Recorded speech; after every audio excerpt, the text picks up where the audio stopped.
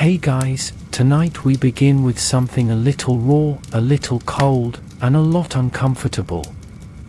You're standing at the edge of a medieval village, the kind with no cobblestone, just a smattering of mud-hardened footpaths and crooked cottages clinging to each other like frightened kittens.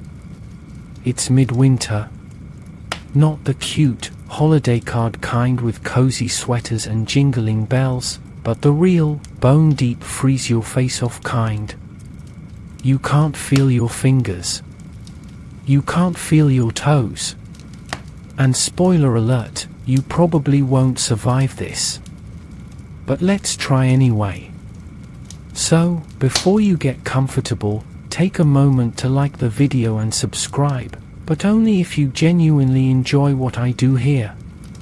And let me know in the comments where you're tuning in from and what time it is for you. It's always fascinating to see who's joining us from around the world. Now, dim the lights, maybe turn on a fan for that soft background hum, and let's ease into tonight's journey together. You're trudging across the frost-bitten fields just beyond the manor.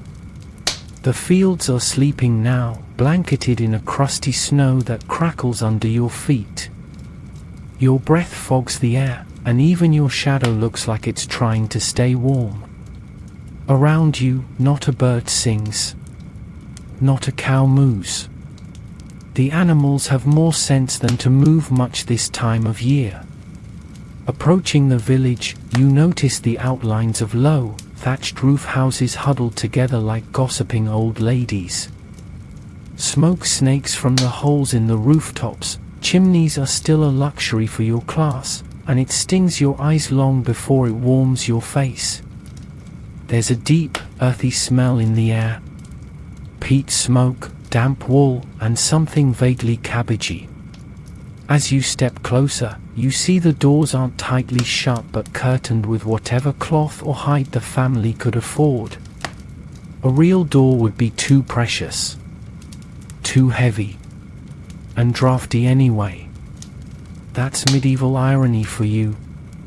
The first house you pass is silent, save for the crackle of firewood and the muffled sound of coughing. A lot of coughing, actually. Welcome to winter respiratory season, peasant edition. You give a quiet knock, not for politeness, but because barging in might get you mistaken for a wolf. Or worse, a tax collector. Inside, it's dim and smoky. Your eyes need a moment to adjust. There's no glass on the windows, just slits with shutters, and they're closed tight against the wind. The only light comes from the hearth, a shallow pit at the center of the room with glowing embers, just enough to keep the temperature above cryogenic. There's no real floor, just hard-packed earth. You shuffle in, careful not to trip over the cat, the dog, or the occasional goose that's been invited inside for warmth and because, well, it lays eggs. You nod to the family, all lumped together on a wooden platform piled with straw and scratchy blankets. Everyone's bundled up in layers of wool and linen, patched and repatched until the original fabric might well be a myth. One kid waves. The rest just stare. You're new. Or you smell different. Possibly both. This hut, like most in the village, is made of wattle and daub, that is, woven sticks smeared with mud, manure, and straw. It holds in heat about as well as a soggy bread crust, but it's what you've got. You notice a bundle of herbs hanging by the door, not for scent, but to ward off evil. Or rats. Possibly both. The fire in the hearth is small but critical. It's not just heat, it's the stove, the light, the security system. At night, someone's always assigned to bank it. That means pushing ashes over the embers so they smolder until morning, ready to reignite with a little coaxing. Let it go out, and you're out there in the frost, praying your flint doesn't snap. Historians still argue whether medieval peasants developed these fire-tending skills from shared wisdom or sheer desperation. You sit near the fire, careful not to hog the warm spot. The youngest child, barely 5, is nudged your way. Warmth from new arrivals is always welcome, even if they're kind of damp and smell like turnips. There's no privacy here. No rooms, no doors. Just shared space, shared breath, and shared survival. Modesty is a luxury, and if someone starts snoring loud enough to rattle the beams, you deal with it. Or throw a boot. It's not quiet, either. Creaking wood, the occasional fart, someone muttering in their sleep, and always the wind slipping through the thatch to whisper promises of frostbite. You curl into your borrowed blanket and realize this isn't comfort. It's strategy.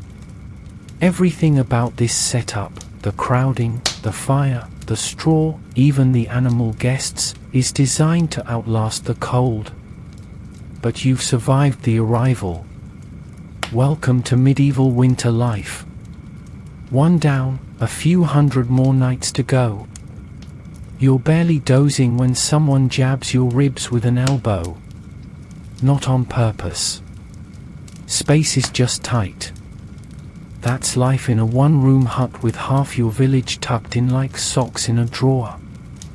You groan softly, adjusting your position so your hip isn't resting on a particularly sharp pebble embedded in the dirt floor. You could move.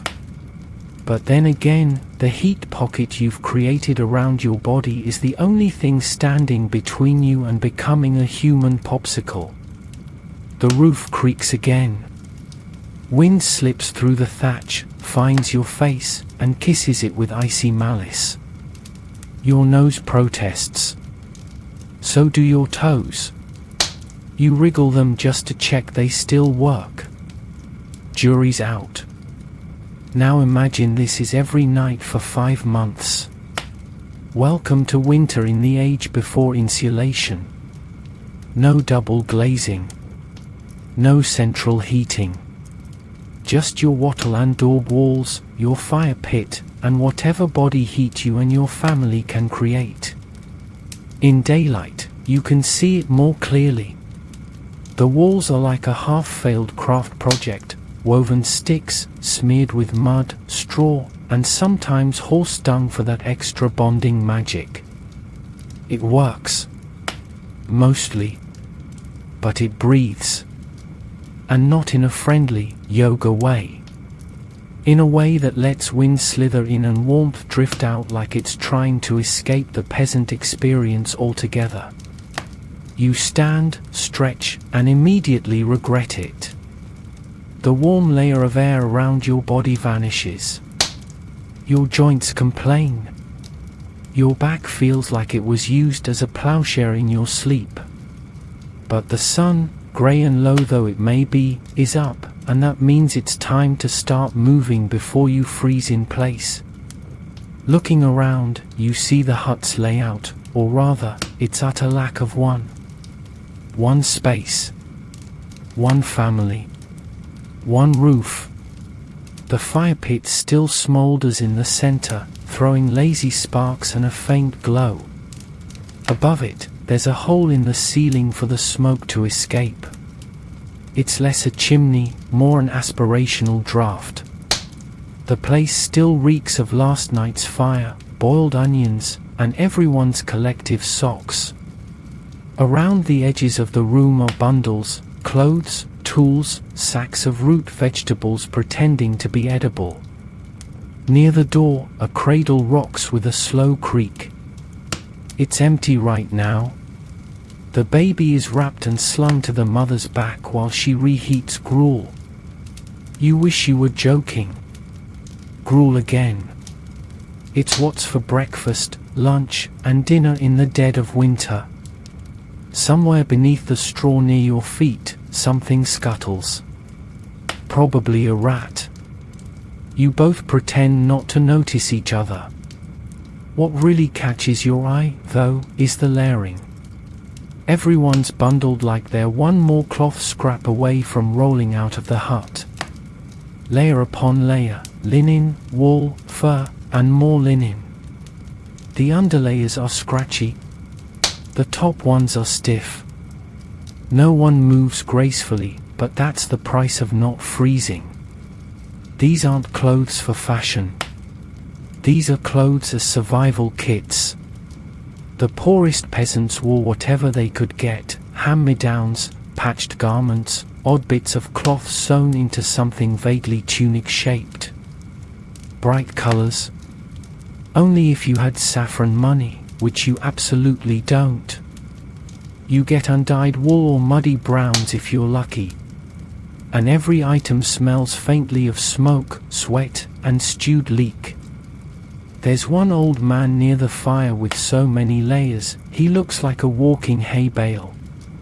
He's wearing 2 hoods, 3 tunics, and possibly an entire blanket. Historians still argue whether peasants layered this much out of tradition or desperation, or both. And footwear? Let's talk about that glorious disaster. Shoes, if you have them, are little more than leather sacks tied around your ankles. No rubber soles.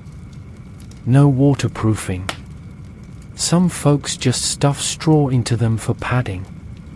Others wrap their feet in rags, pray they don't get trench foot, and call it a day. But here's the kicker: everyone survives. Somehow. These people have adapted to their drafty huts and their damp floors. They sleep close. They dress in bulk. They move constantly. And they've learned the golden rule of medieval winter: you never waste body heat. You grab an extra tunic and toss it over your shoulders. It's coarse, smells like goat, and may have been last used as a horse blanket. But it's warm. And that's the point. Nobody cares how you look in February. They just care whether you'll make it to April. And as you open the door, really more of a wood plank draped in cloth, you're hit with that first morning blast of outside air. It punches you right in the lungs. You gasp, blink, and remind yourself that yes, this is how it always starts. Cold, cruel, and completely unbothered by your existence. But hey, you're dressed for it. Mostly. Now let's see if you can make it to midday without losing a toe. The moment you step outside, your breath fogs so thick it could qualify as weather. You blink against the wind, already gnawing through the seams of your tunic like an opportunistic moth. The cold isn't just air. It's a presence. A creature with claws, slipping under your collar and down your spine, whispering, "You should have stayed in bed." But that's not how winter works when you're a medieval peasant. The day doesn't care how much you froze last night. You've got work to do, or more accurately, you've got survival to maintain, and standing still is a good way to turn into a wool-wrapped statue. You pull your hood tighter and begin the slow shuffle toward the livestock shed. It's not far, maybe a dozen paces from the hut, but every step squeaks in frozen mud and slips over patches of ice disguised as innocent snow. You reach the rickety door, lift the latch, and are hit with a wave of scent that could reanimate a corpse: warm manure, hay, and the unmistakable musk of animals who've been locked inside for far too long. Inside, it's warmer. Not cozy. Just less murderously cold. That's thanks to the breathing, snorting, snuffling residents, a pair of cows, some grumpy sheep, and a goat with an attitude problem. The animals are not just here to be useful, they're part of the central heating plan. In fact, in many homes, the smaller livestock, especially chickens and pigs, lived inside the family hut. Not for fun, not because they were emotionally attached, but because they radiated precious, irreplaceable warmth. Historically speaking, scholars still debate how common it was for every household to bunk with their animals, but plenty of records suggest that sharing your bed with a pig wasn't just acceptable, it was smart. If it snorted and sweated, it belonged under the same roof. Back outside, a neighbor trudges past, so bundled in cloaks and hoods that gender, age, and identity have been reduced to shivering humanoid. You nod in mutual suffering. No one speaks much in the cold. Words freeze before they hit the ground. As you walk back toward your own hut, you spot a young boy layering on a tunic that looks 2 sizes too big. That's intentional. Kids wore their clothes oversized, so they'd grow into them eventually. Until then, they waddled like heavily bundled ducklings, arms barely visible beneath wool that smelled like grandma's attic. If the sleeves dragged in the mud, so be it. Mud was inevitable. What mattered was staying warm enough not to lose fingers. Speaking of staying warm, let's talk layers. Medieval peasants weren't just layering for fashion, obviously. They were constructing personal insulation systems. Closest to the skin, a linen shift. Scratchy, but breathable. Over that, a tunic or kirtle. Add a second one if you're feeling posh. Then a surcoat or overgown. Add a belt. Then maybe a cloak. A hood. Mittens if you've got hem, though a spare sock on your hand works too. Undergarments. The concept exists, but not always in the way you'd hope. Some wore linen brays, baggy underpants tied with a drawstring. Others skipped them altogether. In this weather, modesty loses every time to warmth. Still, even with all that, heat escapes. So you stuff extra bits, rags, straw, whatever you've got, into sleeves, boots, hoods. Some even line their tunics with moss. Yes, moss. It's surprisingly effective if you don't mind feeling like you've dressed in forest carpet. And then there are shoes. If your feet aren't numb yet, give it time. Medieval shoes are basically leather socks, thin, flat, no tread, no insulation. You wrap your feet in cloth or straw for warmth, but the result is more soggy burrito than snow boot. Some folks didn't even bother and just went barefoot in the hut, waiting until they had to face the outside to strap on anything resembling footwear. But here's the strange thing, this patchwork layering worked. Not always well. Not always comfortably. But it kept people alive through winters that would send modern thermostats into therapy. Peasants adapted. Innovated.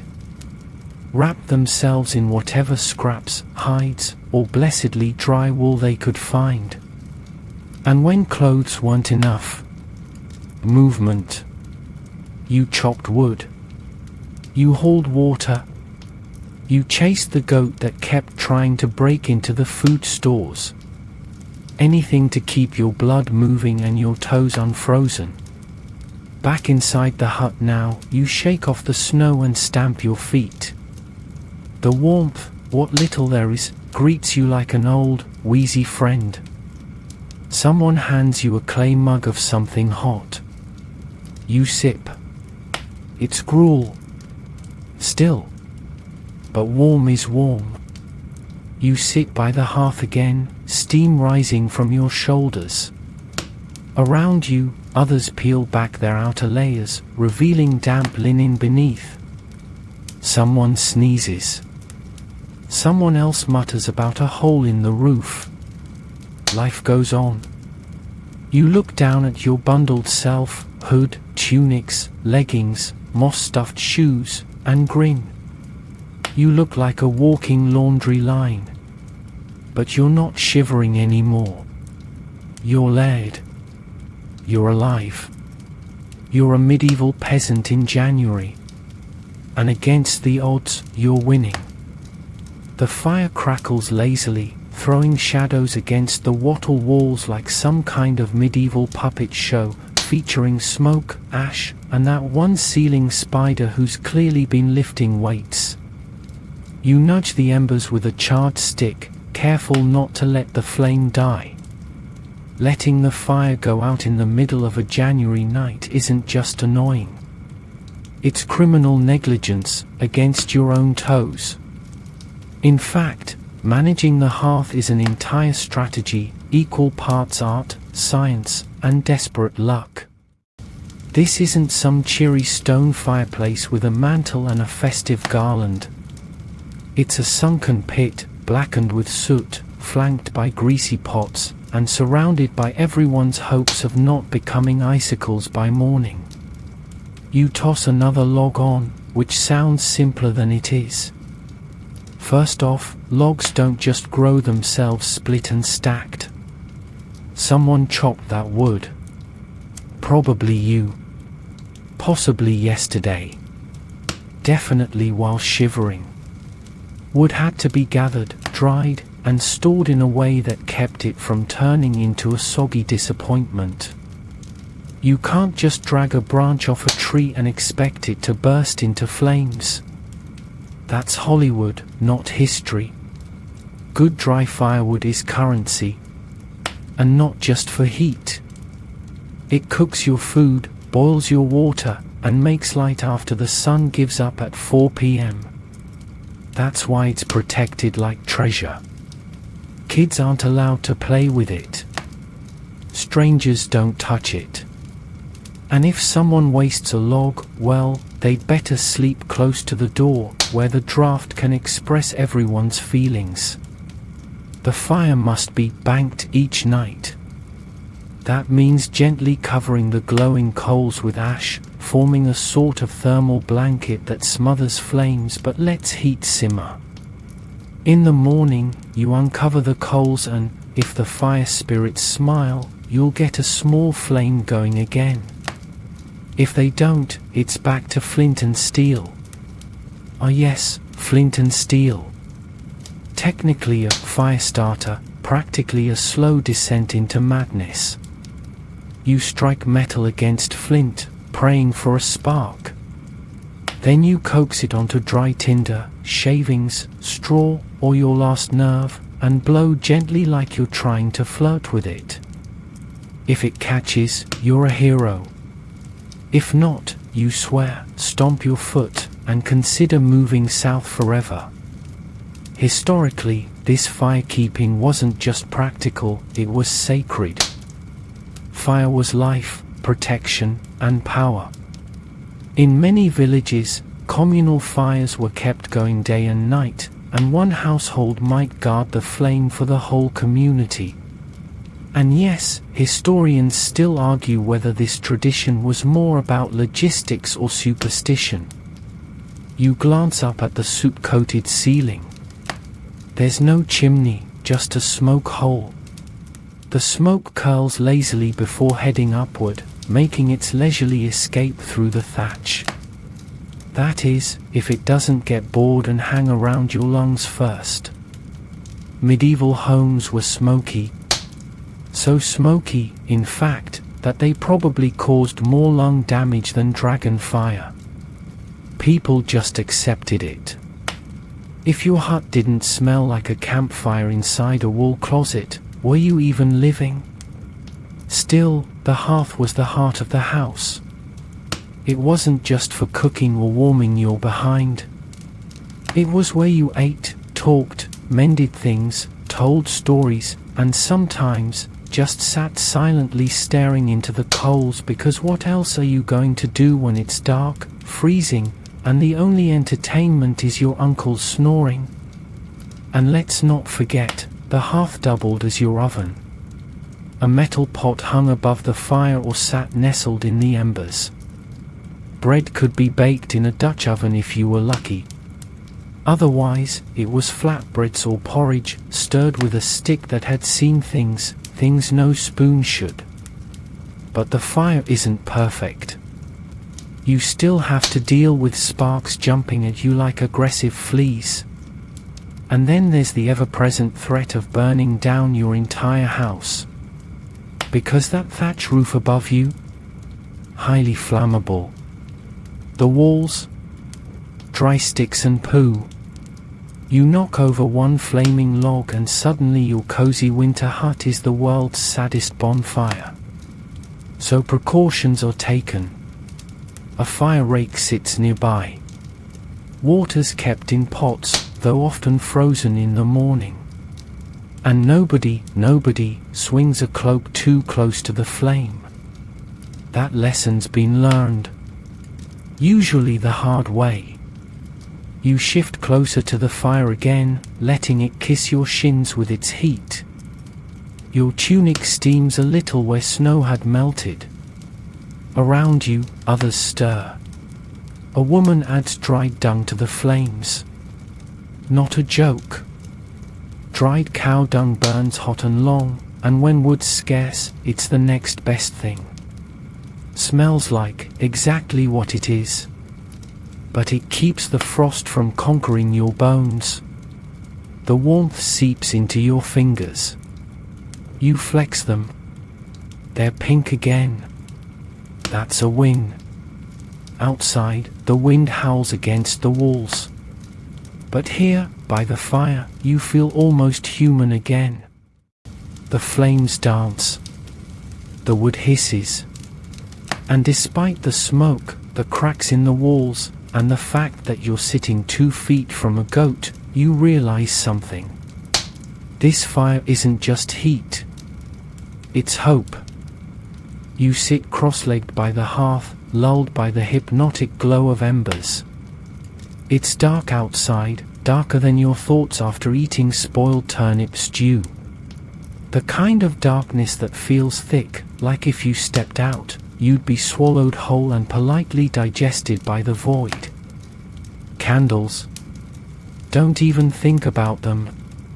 Those are for churches, monasteries, and people with last names. You, however, are peasant class. You light your night with rushlights, and if that sounds romantic, let me fix that for you. Rushlights are exactly what they sound like, dried rushes, the tall grass-like plants you'd find near marshes, stripped of their green husk until just the pith remains. Then they're soaked in animal fat, usually mutton tallow, which smells faintly like regret, and left to harden into makeshift torches. You reach for one now, fingers brushing against the cool, waxy surface. It's slightly bent. They always are. Once you light it, it burns with a modest, flickering flame, like a candle that's been emotionally damaged. The light it casts isn't golden or cozy. It's pale and jittery, throwing shadows that twitch like they've had too much mead. The smell? Oh, that's the best part. Imagine a sheep on a summer day. Now set it on fire. There you go. That's the scent of warmth and visibility in your world. But still, it works. Sort of. You can see where your feet are. You can tell whose face you're talking to. And if you squint really hard, you can tell whether that rat by the hearth is chewing on a carrot or your only shoe. Rushlights are stuck in iron holders jammed into the wall or weighted with stones. Some folks use little clay saucers. The truly fancy might have a rushlight clamp, a kind of medieval clip-on lamp that says, "I'm rustic, but I care about aesthetics." And this sad little flame, is all the light you get. No switches, no backups. When it burns out, that's it. Time to sleep, or hope the fire hasn't faded to ash. So why not use a real candle? Because beeswax is expensive. Really expensive. The good stuff is made by actual bees, those snooty little alchemists, and you need pounds of it to make a single decent candle. Which means a good candle costs more than you make in a week. More than your shoes. Possibly more than your cow. Tallow candles, made from rendered animal fat, are cheaper, but they drip, they stink, and they smoke like they're trying to make a point. You might have one tucked away for emergencies or church festivals, but rushlights are your daily driver. Interestingly, some historians argue that rushlights weren't as common everywhere as we think. Some regions preferred oil lamps. Others made do with the open hearth as their only light source. But most agree, after sunset, peasants lived in a world that got very, very dim, very, very fast.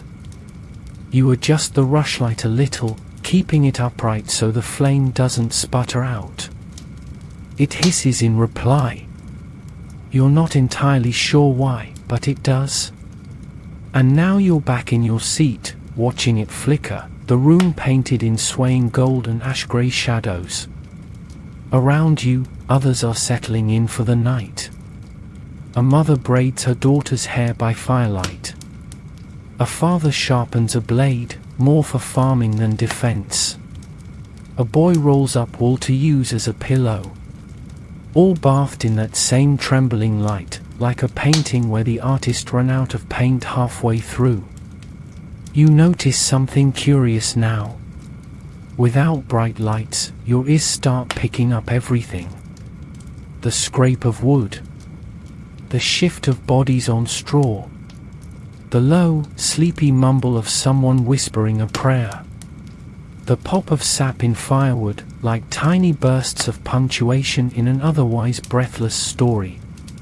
And stories, well, that's the real magic of rushlights. This is when they begin.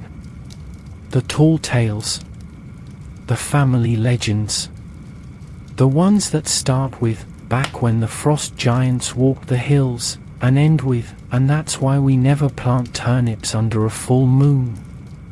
You listen, head heavy with fatigue, as a voice begins spinning one now. You can't quite tell if it's myth or memory.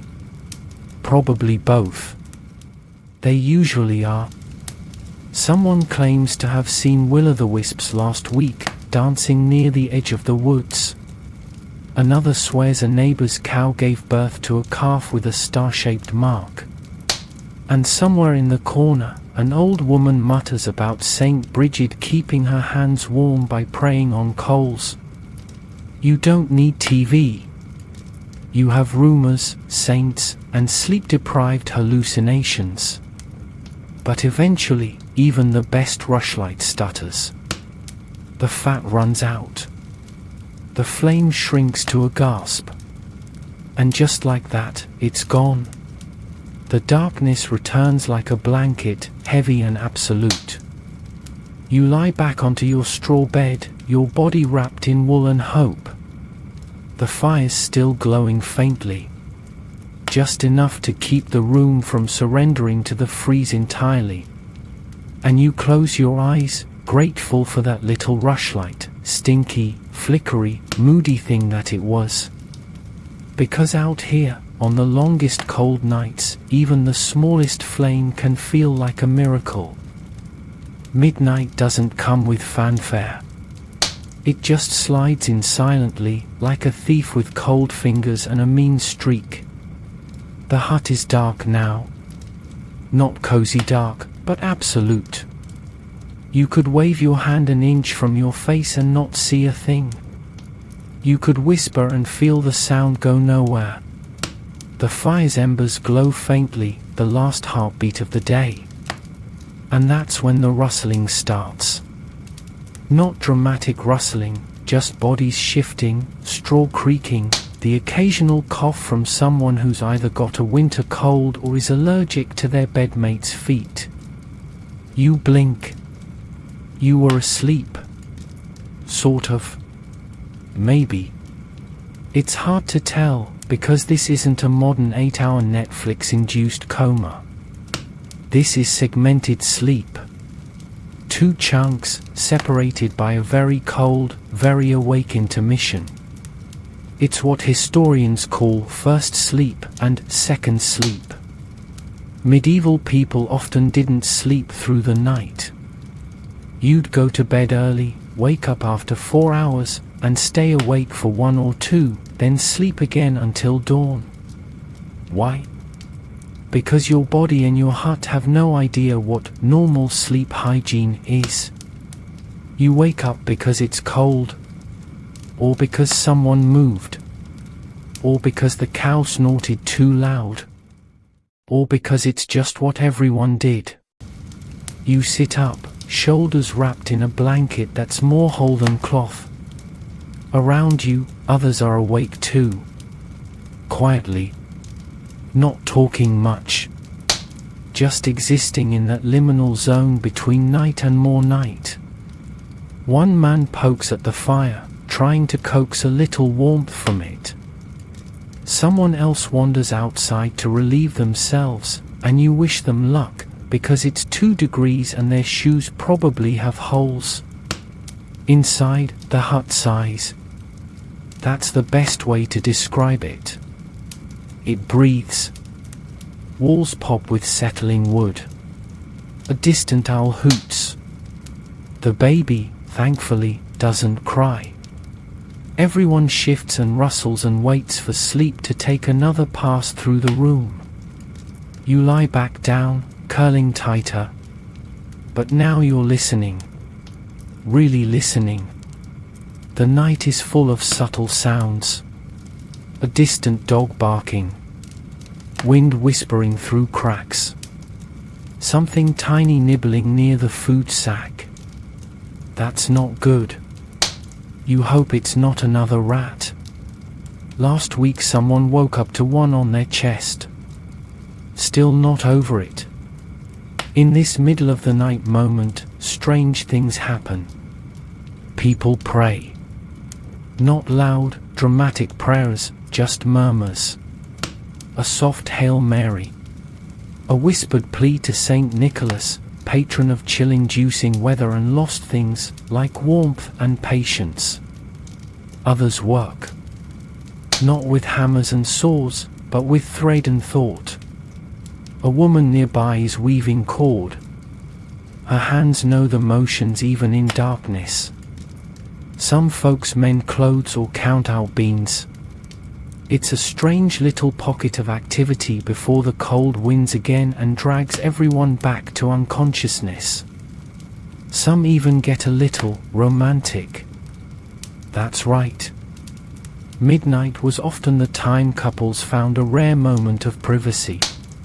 Well, as private as you can get with 3 kids, 2 goats, and your in-laws sleeping 3 feet away. But hey, love finds a way. Or at least mild affection and a shared blanket.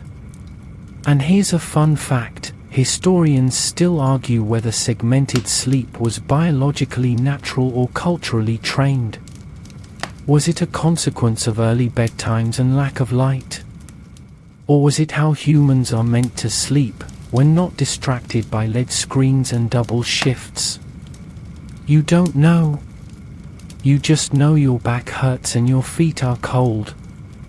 Eventually, the hut quiets again. The second wave of sleep rolls in like fog, slow and heavy. The man by the fire stops poking it. The woman weaving cord lies down again. Someone snores. It's the rhythm of survival, sleep when you can, stay still when you can't, and never let your feet touch the cold floor unless it's absolutely necessary. And what about night guards? Surely someone had to stay awake for danger. Not unless you're in a castle. In your little hamlet, everyone sleeps. The worst things out there are wolves and frost. The wolves keep to the woods. The frost, well, that's why you sleep in a bundle of humans and questionable smells. The fire gives one last pop before going still. You curl deeper, pulling the blanket over your nose, letting your breath warm your face. You finally slip back under, into the deep stretch of second sleep. And this time, it feels more like surrender. Not to the night, but to the fact that your body, somehow, has learned to survive like this. You drift off to the soundtrack of wind, snores, and distant dream murmurs. And if you wake again, it'll be to the soft grey light of morning and the sound of someone already stirring the gruel. But for now, finally, sleep has you.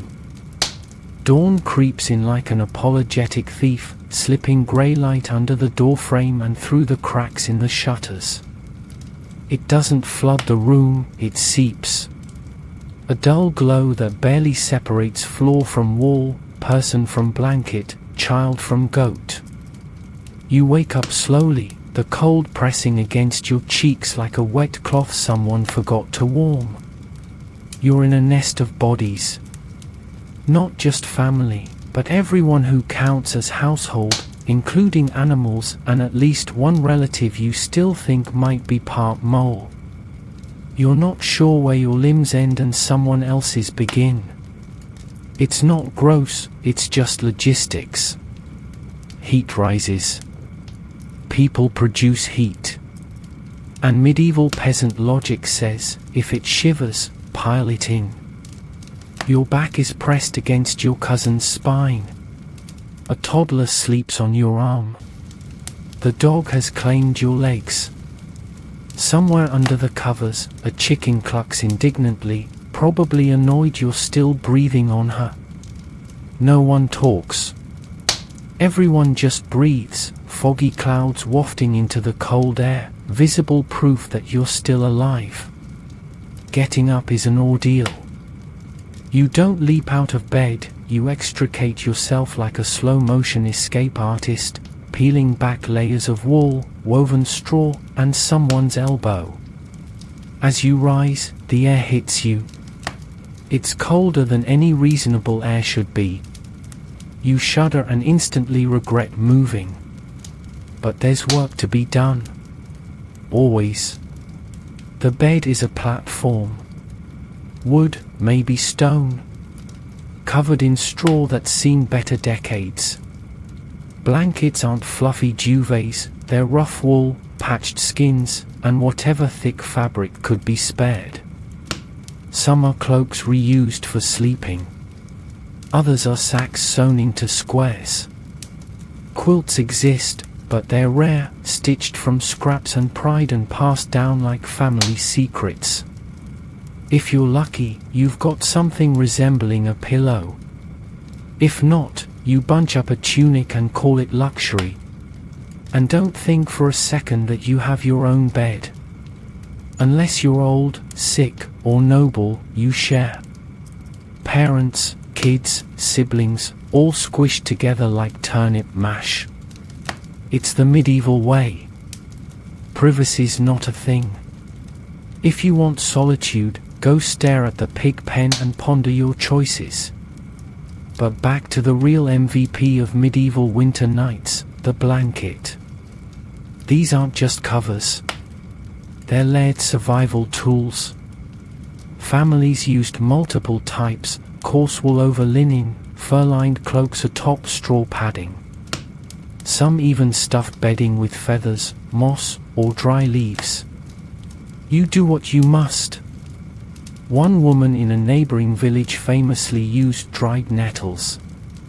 She survived, but she itched until spring. Layering didn't stop at the body. Beds themselves had layers. A mattress stuffed with straw, topped with a feather sack if you were lucky. And then the blankets. Then cloaks. Then people. Then the weight of your regrets and everyone else's breath. And remember, the heat you woke up with is entirely human-made. No radiator. No hot water bottle. Just your own body, your sister's armpit, and a goat named Agnes curled at your feet. Speaking of Agnes, she stirs now, bleats softly, and nuzzles your ankle. she's not just company. She's warmth. In colder months, it was common, especially among the very poor, to bring animals inside. Chickens roosted in corners. Pigs snored by the door. Calves huddled close to infants. It was like Noah's Ark, if Noah had a mold problem and a much lower ceiling. Historians still argue whether the presence of livestock indoors was standard or exceptional. But in areas with brutal winters and few options, the answer is simple: if it generates heat and doesn't bite, it sleeps indoors. You grab your outer tunic, pull it on over your night clothes, which are really just slightly thinner day clothes, and shove your feet into shoes that still carry yesterday's chill. The dog follows you, wagging its tail once, because that's all it can manage before it flops back onto the warm spot you just vacated. Someone else begins to stir the fire. The morning ritual. Blow on the embers. Add twigs. Whisper sweet nothings until it roars back to life. If it doesn't, you're spending the day huddled and bitter, cooking nothing, and considering eating things you probably shouldn't. But today, the fire sparks. A thin column of smoke snakes upward. Someone cheers, quietly, but with feeling. That's enough warmth to boil water, warm hands, and maybe toast a bit of bread if any remains unchewed by mice. You glance back at the bed platform. The bundle of people you left behind shifts, sighs, pulls the blankets tighter. They'll rise when the fire's stronger, or when their noses go numb. Whichever comes first. And you? You feel your limbs slowly wake. Your breath no longer fogs so thick. Your feet are cold, yes, but your spine is straight, your mind is clear, and you've survived another night. Wrapped in fur, linen, and the quiet pride of someone who didn't freeze, you stand by the fire and sip hot gruel. Agnes watches you, expectantly. You toss her a scrap. She approves. Tonight, it'll all happen again: shared beds, thick blankets, midnight awakenings, and animal breath in your hair. But for now, the world turns. And you? You made it to morning. By mid-morning, the frost on the shutter edges begins to weep under the growing warmth of the fire. Warmth, of course, being a generous term. It's now slightly less frigid than the inside of a forgotten grave. But still, progress. Your stomach reminds you it exists with a loud, indignant growl. Time for breakfast, which in a medieval peasant hut translates to, let's see what hasn't rotted, frozen, or been stolen by the rat gang. You reach for the pot by the fire and give it a stir. Steam wafts up from within, releasing a familiar scent that's equal parts comforting and deeply unexciting. It's gruel. Again. Medieval winter cuisine wasn't known for variety. In fact, it's best described as the holy trinity of peasant staples: grains, roots, and whatever didn't run away when you opened the larder. You ladle out a thick, lumpy portion of the oat-based mush into a cracked wooden bowl. It jiggles slightly. You pretend not to notice. This is barley or oat gruel, depending on what was cheapest last harvest. It's boiled with water and maybe a little milk, if the cow is feeling generous. Salt? If you're fancy. Honey?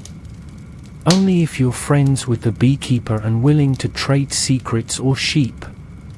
Next to you, someone chews a cold turnip like it's a divine treat. Turnips are the potato of medieval winters, ubiquitous, starchy, and slightly depressing. Other root vegetables like parsnips or carrots might appear, but they're pale, twisted, and boiled into submission. The vegetables stored in your larder, or more accurately, a pit in the ground outside the hut, are whatever survived the harvest and the mice. They're wrinkled, softening, and vaguely judgmental. Still, you slice a carrot stub into your gruel like a rebel chef on a shoestring budget. Occasionally, a stew might be bubbling over the fire, made from dried peas, beans, or lentils. The term pea pottage gets thrown around a lot, thick, greenish, and enthusiastic about staying with you all day, digestion-wise. If you're lucky, it has bits of dried meat or a bone for flavor. If not, it tastes like hope and hot water. Bread, too, makes an appearance, though it's more like a dense slab of chewable determination than the fluffy stuff you're imagining. It's made from coarse, stone-ground flour that leaves bits of grit behind. Many a tooth was lost to medieval bread.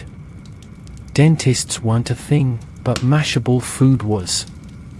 Sometimes, the bread's been hanging around since last week. It's hard enough to stop a minor siege. So you soften it by dunking it into your gruel. Congratulations, now you have gruel with soggy bread chunks, truly a breakfast of survivors. There's a faint smell of onions somewhere. Or maybe leeks. They're one of the few vegetables that sort of last into winter, often strung up inside the hut like sad little garlands of flavor. You may toss a bit into your bowl if there's extra. It's the culinary equivalent of accessorizing a very dull outfit with a single shiny button. But here's the thing, it works. Your bowl is warm. It fills your belly. It keeps your fingers from shaking. And in a world where food means fuel, that's enough. You eat slowly, savoring each bland spoonful like a monarch with no taste buds. Around you, others are finishing their meals. A child gnaws on a boiled beet like it owes him money. An older woman carefully spoons out marrow from a split bone, prized for its richness. Historians still debate whether peasant diets were as nutritionally disastrous as once believed, or whether they managed better than we give them credit for. Either way, calories were gold. Protein in winter is rare. Most livestock aren't slaughtered until they're too old to be useful, and fresh meat is a luxury. If you've got a bit of bacon fat or salt pork to flavor your stew, you guard it like treasure. Dried fish might appear if you're near a coast or a generous trader. Otherwise, protein comes from dairy, if the cow isn't dried up, or from pulses like lentils. Speaking of dairy, milk is scarce this time of year. Cows don't produce much in winter, and goats are only slightly more generous. You might get a bit of cheese, hard, salty, and with the consistency of brick dust. It's edible, technically, and pairs well with not starving. For drinks, there's no juice, no coffee, no smoothie. There's ale. Weak ale, brewed to be safer than water. Fermentation kills off the bad stuff, and it contains calories, so children drink it, too. If that shocks you, remember that medieval small beer had less alcohol than a modern kombucha. Water? Only if you're brave or boiling it first. Wells and rivers in winter are suspicious. You don't want to be the one who drinks unboiled water and spends the next 2 days regretting it, intensely. You finish your gruel, wipe your mouth on your sleeve, and place your bowl near the fire for cleaning, assuming the soap hasn't frozen into a regret-flavored rock. The morning meal is done. It wasn't delicious. It wasn't pretty. But it was warm, filling, and it will get you to the next meal, which will be, probably exactly the same. You stretch, burp, politely, and nod. Winter food in peasant life isn't about joy. it's about making it to spring. You lean back against the wall of the hut, bowl empty, belly filled, well, at least partially. It's a full feeling, but not the kind that brings satisfaction. More like insulation. You've added another layer to your internal sweater. And now, it's time for something truly sacred. Something no medieval peasant could live without. Something revered, loved, and potentially more critical to survival than bread or fire. Ale. Not the kind of ale that gets served in modern pubs with artistic labels and hints of citrus. No, this is small beer, a low-alcohol, slightly sour, murky beverage that tastes faintly of barley, faintly of sweat, and mostly of relief. You take a sip, and yep, still warmish, still flat, still better than water. Because let's get one thing straight, nobody drinks the water. Not unless it's been boiled within an inch of its life or filtered through a miracle. Wells are often contaminated, rivers flow downstream from things you don't want to think about, and stagnant water is basically a medieval dare. So people brewed. Everyone brews. Housewives, innkeepers, that old woman who always smells like wet wool. Brewing is a household task, a life skill, and occasionally an art form. The ale you're sipping was likely made right here in the hut. Maybe from barley, maybe oats. Whatever grain was available, really. It was mashed, steeped, boiled, cooled, then left to ferment for a few days in a wooden tub that has never, not once, been properly sanitized. But it does the trick. Small beer isn't strong. Kids drink it. Old folks drink it. You drink it all day long, because it hydrates you without threatening to kill you. It's mildly fizzy, cloudy with leftover grain particles, and it settles your stomach after too much gruel. You wipe your mouth and sigh. That's the good stuff. Or at least, the least dangerous stuff. On special days, or if you're feeling bold, you might brew a stronger batch. The kind that makes you see double and forget your chores. This is festival ale, wedding ale, we survived another plague ale. But most of the time, you stick to the light stuff. It keeps you steady, clear-headed, and mostly warm. You glance at the brew barrel near the fire. It's small and already half empty. Brewing in winter is tricky business. Yeast likes warmth, and your hut is barely above freezing most days. So fermentation is slow. Sometimes it fails completely, leaving behind a sad, soured mess better suited for pickling vegetables or enemies. And yet, you do it. Over and over. You brew because you must. Ale is more than drink. It's sustenance. Liquid calories. A source of nutrition, even. Historians argue about how much beer medieval peasants actually drank, but everyone agrees on one point: it was constant. Breakfast ale. Midday ale. Supper ale. Nightcap ale. If you're dry, you're in danger. There's also the social aspect. Sharing a mug of ale with a neighbor is as good as signing a peace treaty. It's communal. You gather around the fire, pass the mug, and discuss things that matter: the health of the cow, the quality of the grain, who sneezed during church, and what it might mean. Ale is also storytelling fuel. You've never heard a decent ghost tale told over a bowl of water. But give a man a pint and a flickering fire, and suddenly he's recalling the time he saw St. Cuthbert in a turnip patch. Of course, ale doesn't fix everything.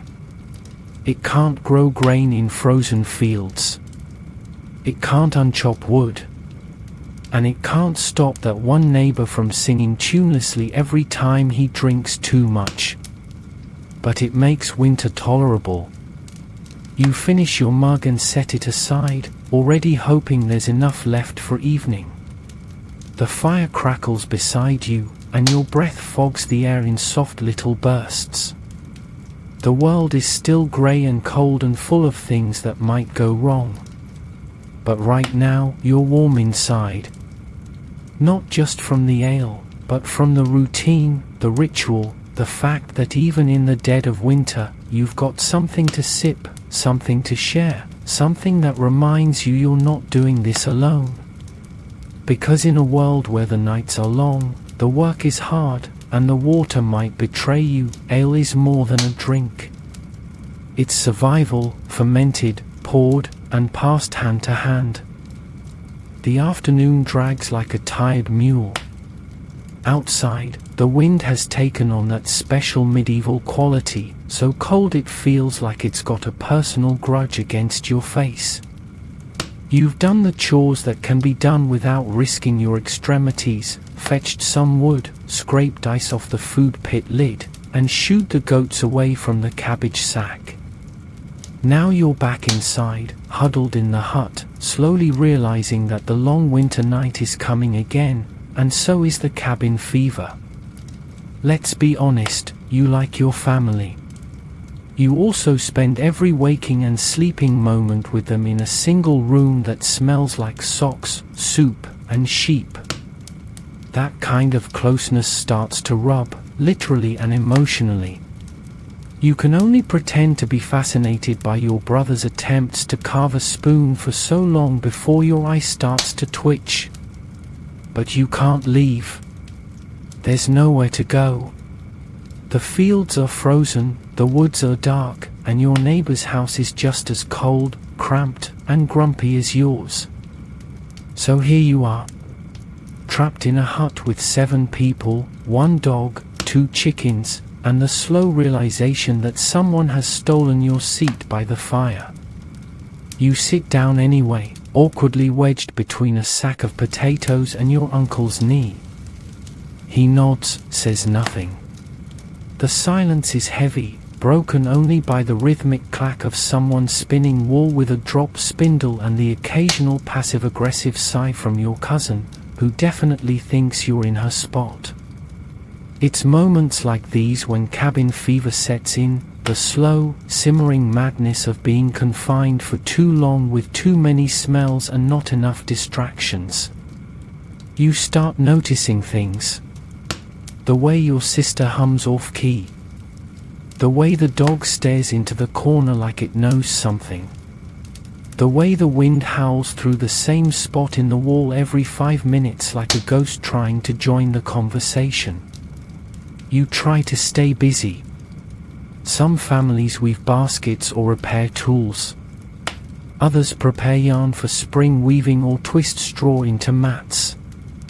But after a while, your hands start working automatically, and your brain begins to wander into unhelpful territory. You remember that story about the farmer who went mad one February and tried to marry his ox. You're not there yet. But if the goat chews through one more food sack, it's going to get weird. The elders try to keep the peace.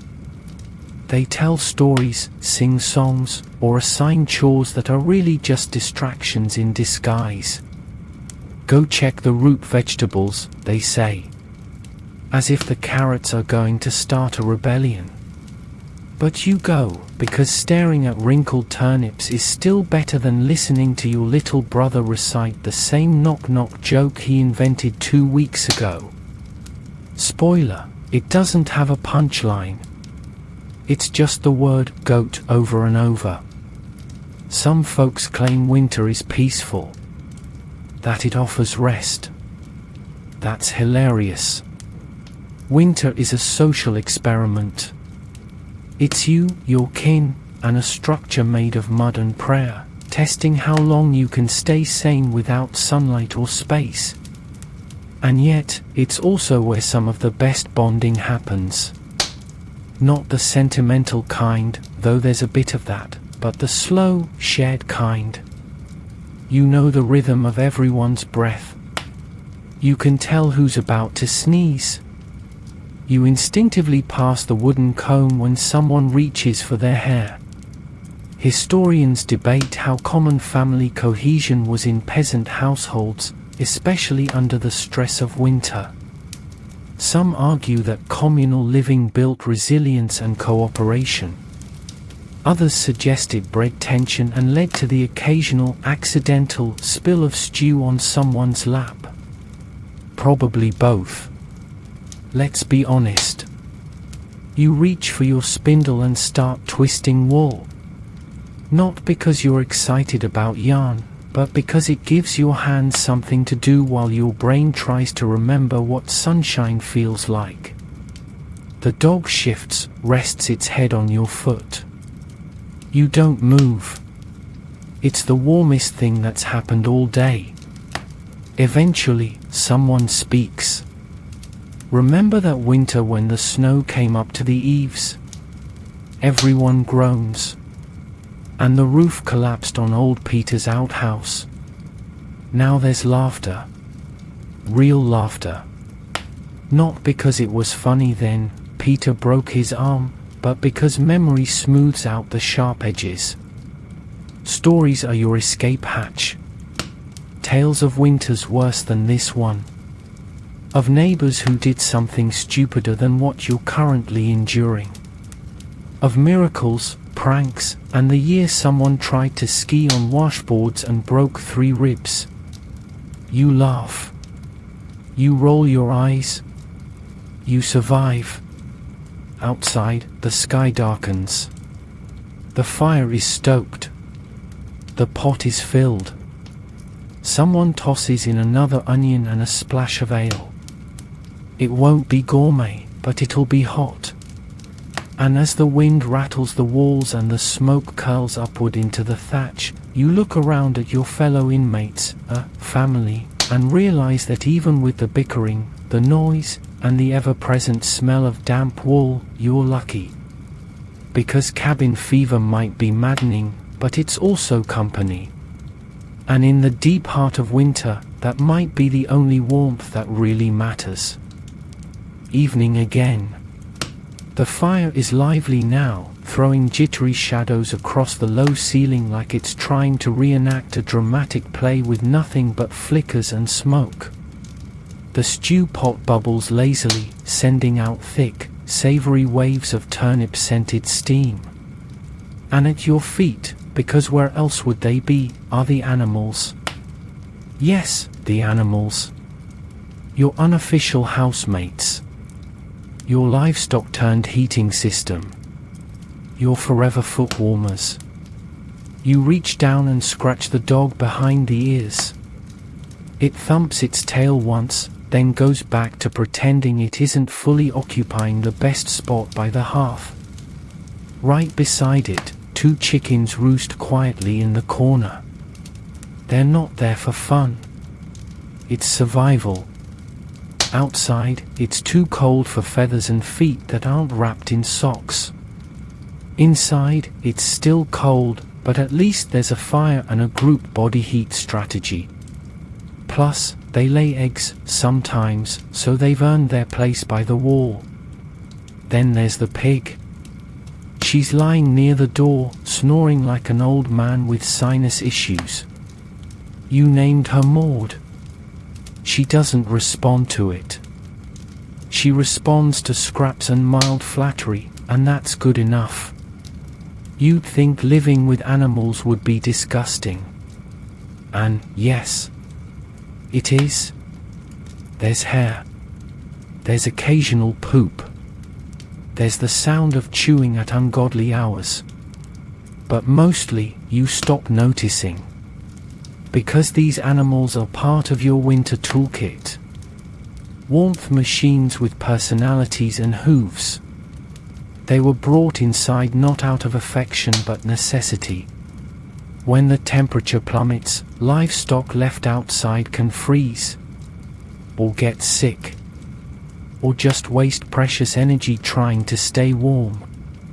But inside, they give off body heat. They breathe warm air. They're space heaters that occasionally cluck or grunt. Historians have long debated how common this practice was. Some argue that only the poorest brought livestock indoors. Others suggest it was far more widespread, especially in colder regions and during brutal winters. Either way, there's plenty of evidence, from written records to architectural designs, that medieval huts were often multi-purpose: kitchen, bedroom, barn. The layout is surprisingly functional. Animals near the door, humans toward the back. The fire in the center. It creates a warmth gradient and keeps the smell from being completely overpowering. You've even developed an unconscious sniff hierarchy. "That's just the goat" is now a sentence that needs no further explanation. And the goat, oh, the goat, is currently chewing on something that might have once been your sock. You pluck it from her mouth, scold her, and get exactly the blank stare you deserve. Goats do not fear you. They tolerate you. But when it's cold, even the goat knows the best place to be is curled in a quiet corner with its belly to the fire and its horns away from small children. These animal companions aren't pets in the modern sense. There's no squealing over baby animals, no knitted sweaters or personalized feeding bowls. But there's a bond, a respect. They feed you, clothe you, warm you. And in return, you keep them safe, sheltered, and very well aware of which corner is not for bathroom breaks. The dog lifts its head and gives a low woof. Not a bark. Just a status update. You listen. Nothing outside but wind and perhaps a distant owl. Still, you feel better knowing the dog's on alert. It's not just a source of warmth, it's your security system. One that doesn't require charging and only occasionally eats the bread. As night settles in fully, the fire dims to a comfortable glow. The hut is alive with soft sounds, snuffling, shifting, the squeak of someone adjusting their straw bedding. Maud the pig lets out a sigh so human it makes you turn your head. And here's a strange thing, you're grateful. Not just for the warmth, or the eggs, or the manure that's dried and ready for spring planting. You're grateful for the company. These animals, once outdoor creatures of the field and pen, are now part of your winter family. Not permanent residents, but seasonal allies in the fight against frostbite. You tuck the chickens under a bit of spare cloth to keep them from catching a chill. They blink slowly, unfazed by the kindness. The goat curls up tighter. The dog moves closer to your leg, a living hot water bottle with paws. And Maud? Maud doesn't move at all. She's already in the dreamlands, possibly chasing a carrot. You lie back, blanket pulled to your chin, surrounded by your very unusual, very warm, very necessary household. In this cramped, smoky, slightly smelly hut, you have everything you need to make it through another night. People. Fur. Feathers. Snouts. And a pig that snores like she owns the place. The wind picks up just after midnight, groaning through the trees and pushing against your hut like a drunken giant leaning on your walls. The thatch rustles, rattles, then gives off a resigned creak, just enough to remind you it's still barely clinging to the beams above your head. And now the real show begins. You'd hoped, somehow, that tonight would be quiet. But your home has other ideas. It starts with a soft hiss. Not a snake, but air forcing itself through the tiny gaps in the wattle and daub like it's got a personal vendetta. Then comes the occasional whistle, high and long, as if the walls are trying to speak. You lie on your back, eyes open, counting the sounds. 1. A creak from the corner beam. 2. The pop of embers in the fire pit. 3. The unmistakable whine of the wind sliding under the door. Your hut, your brave little mud and stick box, is losing its nightly battle against the cold. You sit up and feel the chill instantly wrap itself around you like a cold, damp shawl. The walls are breathing again, not warmly, but with the kind of exhale that reminds you how many places your home is open to the elements. This isn't a modern house with insulation, sealant, and a HVAC system humming like a lullaby. This is a box of compromise, and compromise leaks. The roof, crafted from bundles of straw, tightly packed and lashed together, does its best. But best is relative. You've spent countless hours patching holes with moss, mud, and even bits of old tunics, but there's always a draft somewhere. Always a breeze that finds your ear and whispers, "You missed a spot." And let's not even start on the eaves. Where the wall meets the roof is where the wind loves to make its entrance. It snakes in along the beams, finds the lowest point of your morale, and tugs. You get up to check the shutter. It's a plank of wood held closed by a leather thong, and it groans in protest when you press on it. Outside, the trees dance like they're in a trance, and you can hear snow hitting the ground with that muffled plop that promises shoveling, or in your case, awkward broom flailing, in the morning. You stuff a bit of fabric into the biggest gap you see, an old rag that smells vaguely of onions and goat. Doesn't matter. It helps. Sort of. As you turn to go back to bed, your foot hits the wall, and something cold falls from the roof onto your shoulder. You freeze. You reach up. Straw. Snow. A little ice. Just a little flake that had wormed its way through the thatch and waited until your timing was perfect. This happens. Often. The wind lifts the thatch, snow finds a seam, and voila, surprise precipitation. You've learned to sleep with your mouth closed. And speaking of sleeping, the sound of the wind through your home isn't all unpleasant. Once you've stopped shivering and tucked yourself under a goat hair blanket, the hut starts to sing. Not melodically, of course, it's not a bard, but in its own clacky, whispery, breathing rhythm. It creaks when the wind shifts. It hums when the air slips across the fire hole. It thumps, groans, and rattles like an old man climbing stairs in the dark. And somehow, that helps you sleep. Not because it's soothing, but because it's familiar. Every groan from the timber, every whisper through the thatch, reminds you that this house is doing its job. It's still standing. It's still here. And so are you. Still, you can't help but fantasize. About stone walls. About glass windows. About actual insulation, the kind that doesn't involve pressing your body against a pig named Maud. But that kind of luxury is a world away. Maybe in the manor house. Maybe in the abbey. Certainly not here, in your hut on the edge of the village.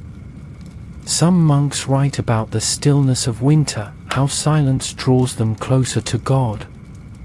You wonder if those monks have straw in their hair and snow on their blankets. Probably not. You roll over and press your face into the warm spot your shoulder left behind. The wind howls again. The door shudders. But the fire glows gently, and someone in your bundle of bedmates mutters in their sleep, something about soup, which is both hilarious and oddly comforting. So you close your eyes. Let the wind rattle. Let the thatch hiss and groan. Let the cold try its best. You've patched the holes. You've stuffed the cracks. You've made peace with the sound of survival. And if a bit of snow sneaks through and lands in your hair, well, you'll just call it medieval air conditioning. The church bell rings. Not loudly. Not even cleanly. It's more of a sluggish bong, as if the bell itself resents being awake in this weather. But it rings, and that means something. It cuts through the wind and the lead grumbles of animals and humans alike. It says, wake up. Time to remember you're more than frozen potatoes in wool tunics. You stir, rub the sleep from your eyes, and peer through the still dark interior of the hut. Someone else heard it too. Your aunt's already halfway into her boots, muttering a prayer under her breath and reaching for her shawl. Church bells in winter don't always mean service. Sometimes they mean someone's died. Sometimes they mean feast day. But always, always, they mean connection. The parish church isn't far, maybe a 5-minute walk if the snow hasn't drifted high and your shoes aren't frozen into soup bowls. You pull on your outer cloak, grab your hood, and prepare for what is, essentially, a spiritual pilgrimage through ankle-deep slush. Outside, the wind has taken a brief nap. Good. The sky is a low, grey lid, heavy with unspilled snow. The path to the church is already marked with footprints, some small, some hoofed. Everyone's making the journey. You nod at neighbors, wrapped like walking hay bales, their eyes squinting against the morning chill. The church itself is small, made of stone, its wooden door swaying slightly in the breeze. The inside is no warmer than your hut, really, but it's dry, and it smells like wax and incense, a rare change from damp wool and goat breath. A small fire smoulders in the corner, a concession to the frost. You join the others on the rough wooden benches, shoulders brushing, breath steaming upward like tiny offerings. Here's the thing, in winter, church isn't just about salvation. It's about society. It's where news travels. Who's sick? Who's been blessed with a calf? Who's missing a chicken and suspects the miller's youngest? It's your bulletin board, your therapy session, and your chance to pretend you're not just surviving, but living. The priest enters, hunched and red-nosed, wrapped in a robe that looks only marginally more glamorous than your cloak. He begins in Latin. You understand maybe one word in 10, but the rhythm is familiar. The cadences lull you. You watch your breath join the others, all of you exhaling into the vaulted silence like a choir of winter ghosts. Candles flicker near the altar. Real beeswax, too, fancy stuff. The flame casts halos on the walls, golden and trembling. For a moment, you forget how cold your toes are. For a moment, you're just still. Present. And then the sermon begins, and your brain drifts a little. Not because you're bored, but because your stomach is already wondering what's for lunch. Probably turnips. Possibly gruel. Maybe, if the saints are smiling, a bit of barley bread with onion paste. But still, you stay. Because this moment, this breath, this gathering, it matters. Religion in winter takes on a deeper layer. It's not just doctrine. It's resilience. The rituals anchor your days, give them shape. Feast days break the monotony. Saints' days give you permission to rest, or, occasionally, to feast. Candlemas is coming soon, the midpoint of winter, when candles are blessed and hope stirs faintly beneath the snow. You remember last year, when someone claimed to see the Virgin's face in a snowdrift? Or the year before, when lightning struck the church roof and everyone took it as a sign to stop hoarding beans? Historians still argue whether medieval faith was more mystical than institutional, but for you, it's simple. Faith is how you breathe when the air itself tries to freeze your lungs. The priest finishes. You stand. You murmur the last responses, automatic but heartfelt. And when the final blessing is given, you step out into the day, blinking against the sudden white glare. Snow has begun to fall, slow, fat flakes like drifting feathers. The village glistens under a fresh coat. Even the thatch looks almost dignified. Back in the hut, the fire's been tended, and the warmth greets you like a low, smoky hug. The animals barely glance up. The dog thumps its tail once. Someone is already preparing the next meal, because hunger, like holiness, never truly pauses. You settle beside the fire, tuck your cloak beneath you, and think of the bell that started the morning. It's not just a call to prayer. It's a reminder that you're part of something. That winter, for all its silence and shadow, still echoes with voices, stories, and shared belief. Because even on the longest, coldest nights, the bells still ring. And when they do, you answer. By midday, your body's thawed just enough to remember what work feels like. No, not farming, not in this weather. The earth outside is as hard as dried meat, the plough is sleeping under a top of snow, and the fields are blank white slabs of not your problem for now. But don't get excited. There's still winter work. The kind of slow, fiddly, necessary tasks that pile up over months and now demand your attention with all the subtlety of a goat trying to dance.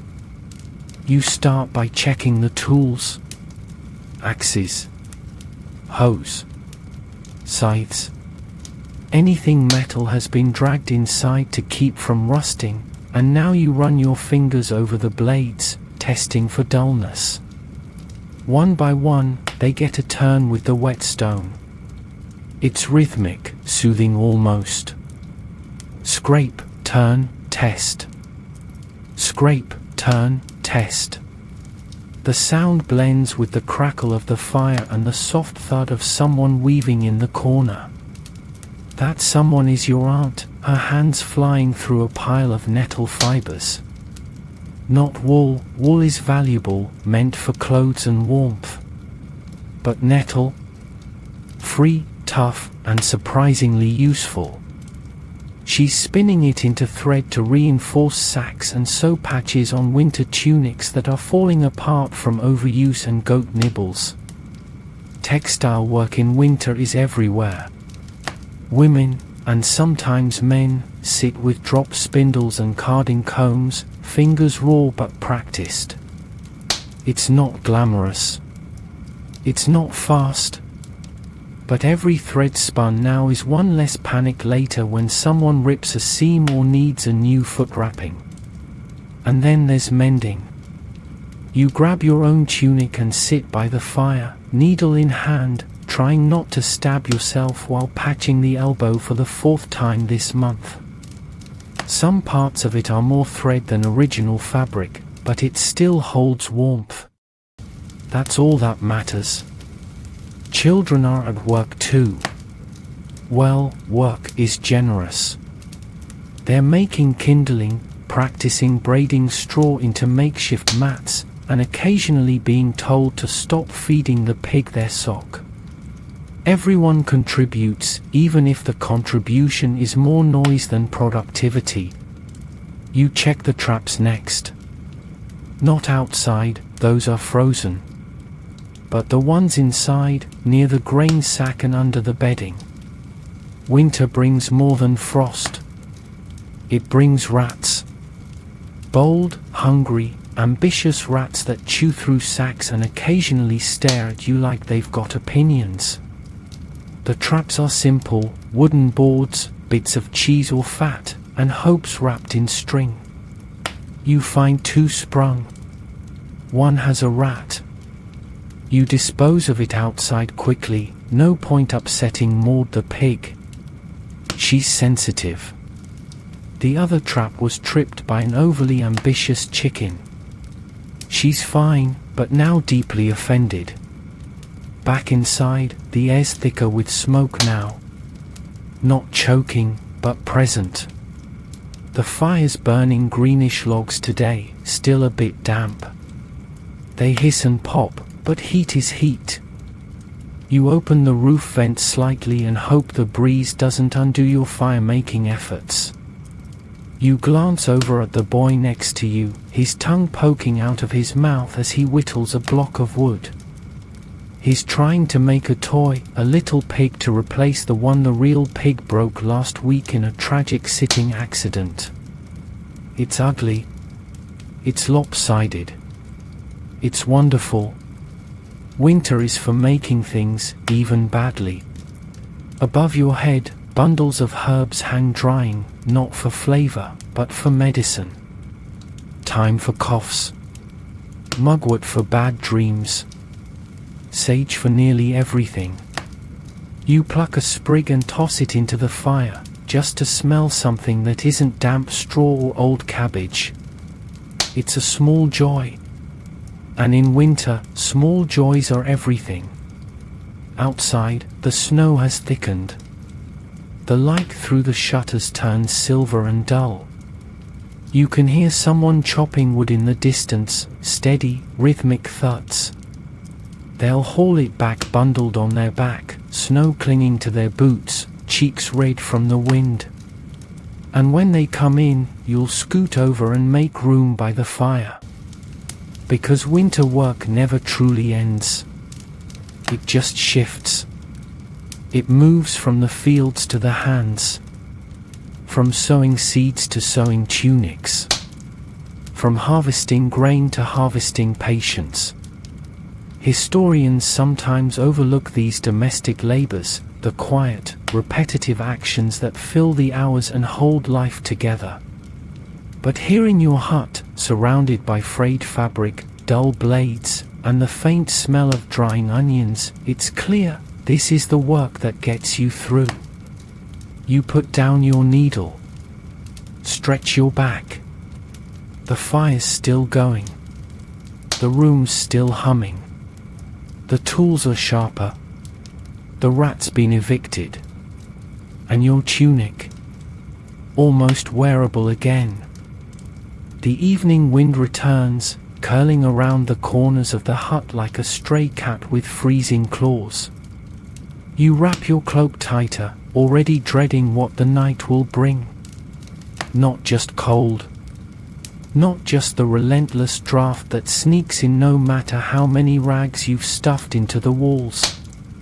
No, what you dread tonight, what everyone dreads, is sickness. Winter is a cruel time for the body. The air is damp, the fire's heat uneven, and everyone's breathing the same heavy, recycled air. You glance across the room, and there it is, the first warning sign: someone coughing. It's a dry, rasping cough.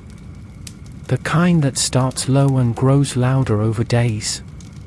A sound that makes everyone else in the hut instinctively lean back by half an inch, not out of fear, but out of memory. Colds are common. Coughs are expected. But sickness in winter has the potential to spiral fast. There's no real medicine here. Not like you'd hope. No pills, no syrups, no cozy pharmacies with pastel bottles. There are herbs. There are prayers. There are poultices that smell like roasted onions and despair. Sometimes they help. Sometimes they just give the illusion of help long enough for your body to catch up or give in. You reach into the bundle of dried plants by the hearth and pull out thyme and sage. Someone else adds a splash of ale to hot water, drops in the herbs, and hands it to the coughing woman. She sips it with shaking hands. No one speaks. The real danger, though, isn't always the coughs. It's what comes next. Fever. Shivering that even 5 blankets can't stop. That ghostly paleness, the labored breathing, the sweat that cools too fast. You've seen it before. Maybe last year. Maybe the year before that. Winter has teeth, and it doesn't just bite, it lingers. Respiratory infections are the worst. The chill seeps into lungs like an unwelcome guest and refuses to leave. Without warmth, without rest, without something stronger than boiled herbs, a simple cold can tip into something deadly. And then there's frostbite. A silent predator. You know a man who lost 3 toes because he went to relieve himself barefoot in the snow, too sleepy to notice the pain. Another woman nearly lost her fingers trying to save a newborn calf.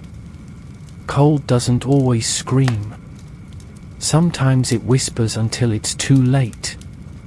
Frostbite starts subtly, numbness, tingling, maybe a bit of whiteness on the skin. But when it turns purple, when the flesh goes stiff, everyone gets quiet. Because there's nothing to be done then. Warm water can help, sometimes. Rubbing with snow, ironically, only makes it worse. All you can do is hope the warmth comes back. And if it doesn't, well, you'll be learning to walk differently come spring. And still, you carry on. Because what else can you do? You wrap your fingers, your toes. You keep moving, even when your joints ache like old hinges. You take turns feeding the fire, breathing in wood smoke that might one day take your breath permanently. Some of the elderly stay in bed all day now.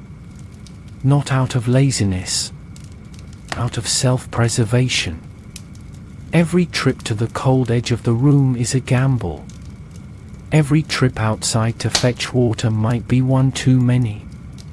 You bring them hot drink when you can, tuck the blankets tighter, and listen to their stories.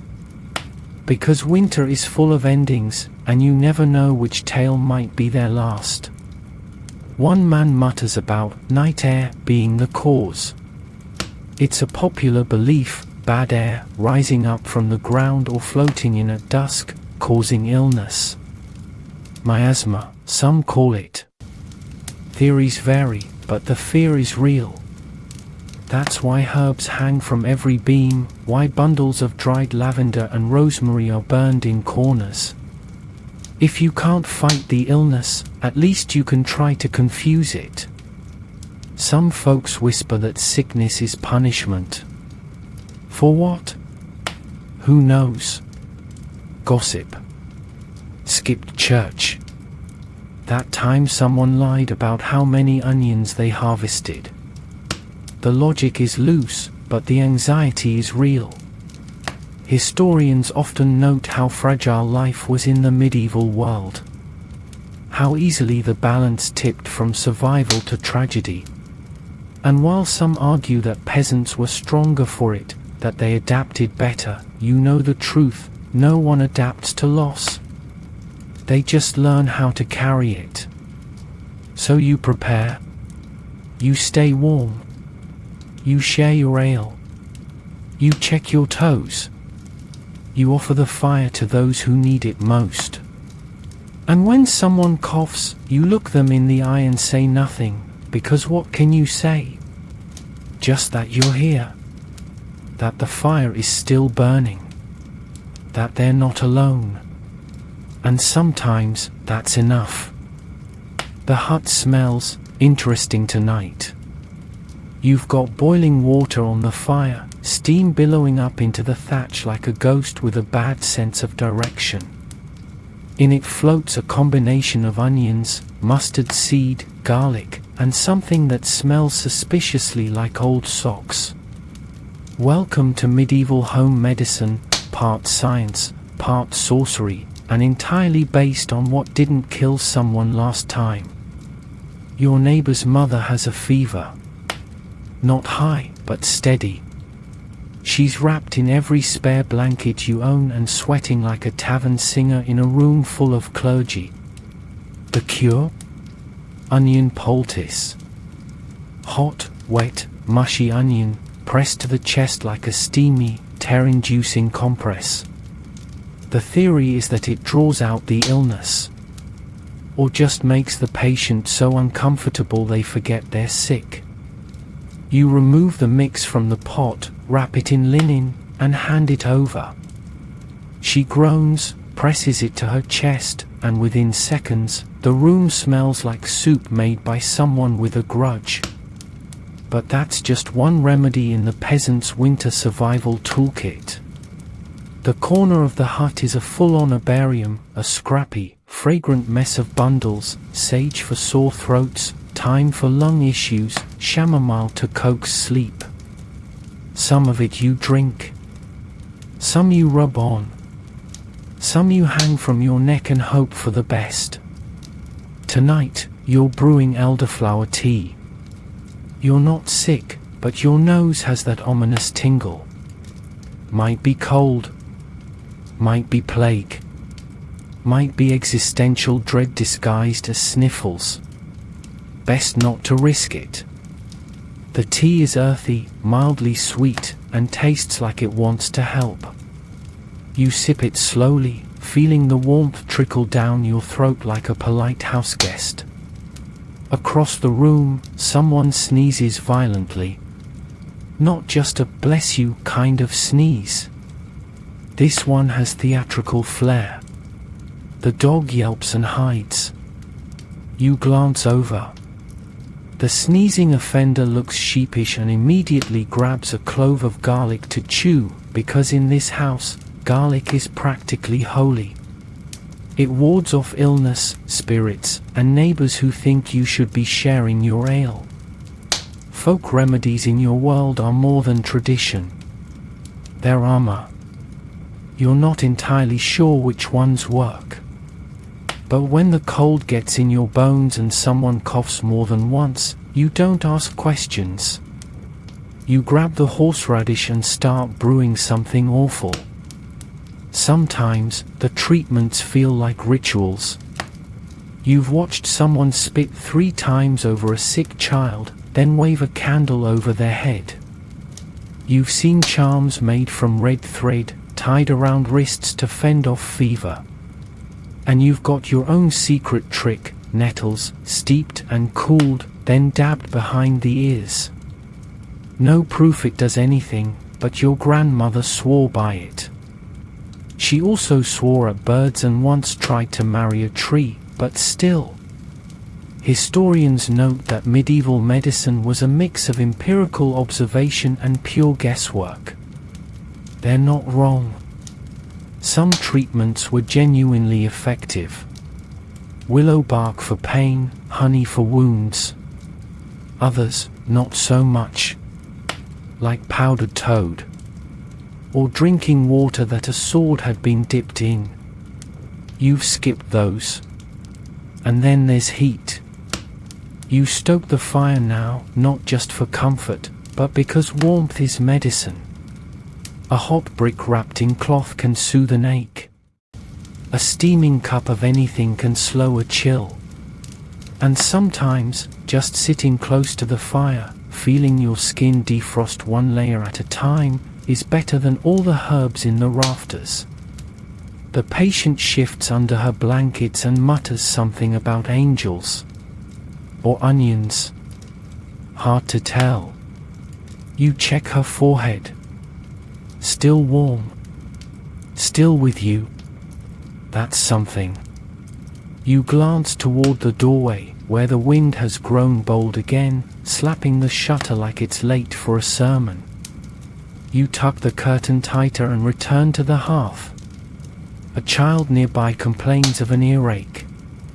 You hand them a warm onion poultice, too. At this point, you could open a business. peasant cures and aromatic nightmares. First treatment free. Second comes with a goat. And just when you think you've run out of surprises, someone pulls a pouch from their belt and opens it to reveal a dead mouse. Dried. Flat. You stare. It's for fevers, they explain.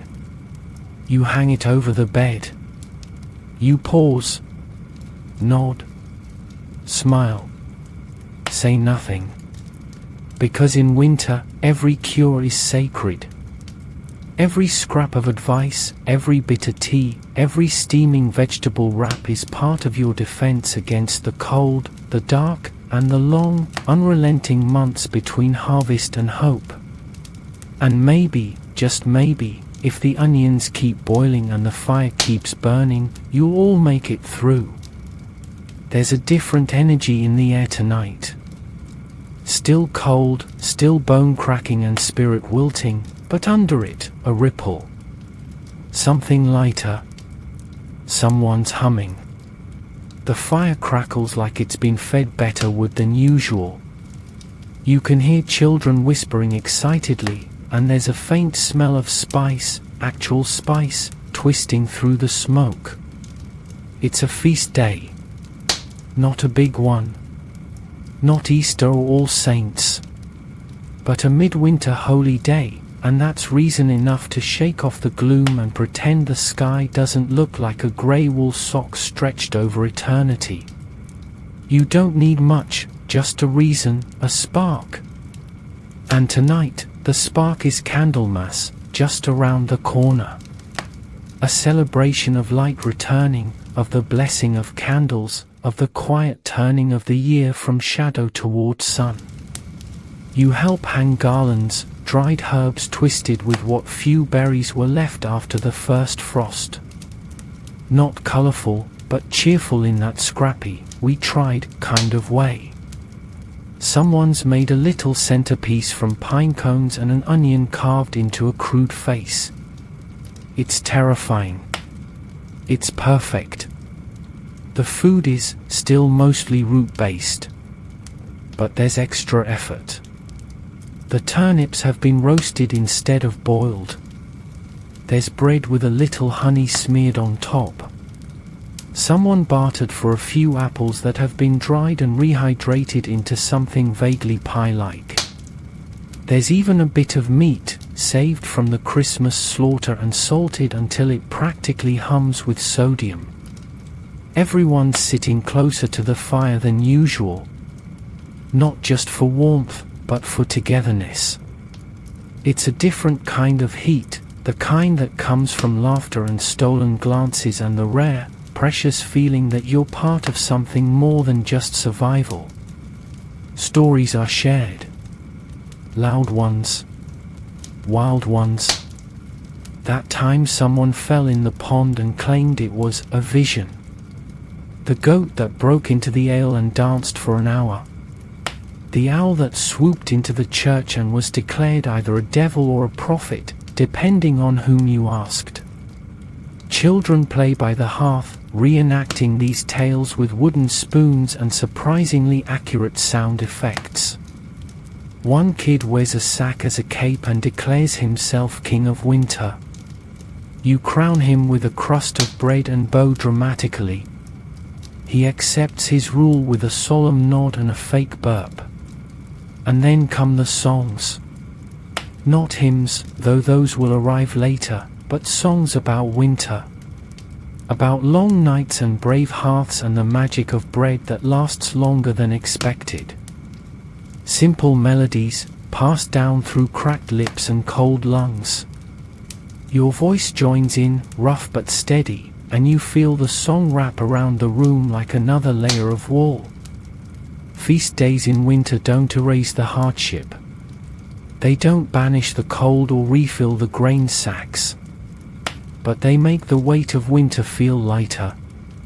Even if just for a few hours, you eat more, smile more, and remember that the year is still turning. That the sun hasn't given up on you. And then the priest comes, just briefly. He blesses the candles, each one held carefully in calloused hands. Real beeswax, if you're lucky. Tallow, if you're not.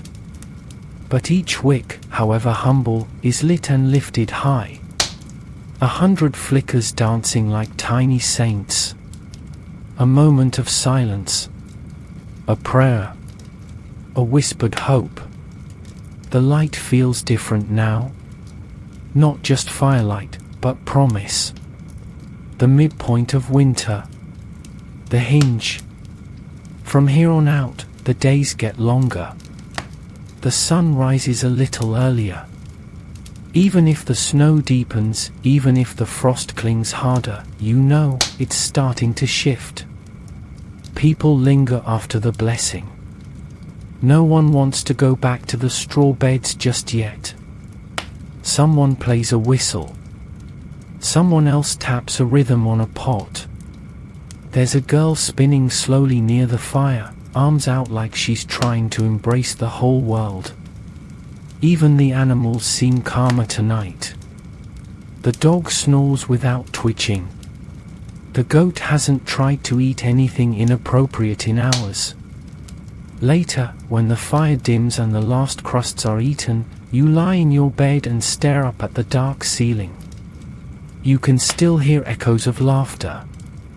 You can still smell cinnamon, or maybe that's wishful thinking. Your belly is fuller than usual. Your heart is, too. And even as the wind returns, rattling the door, you smile.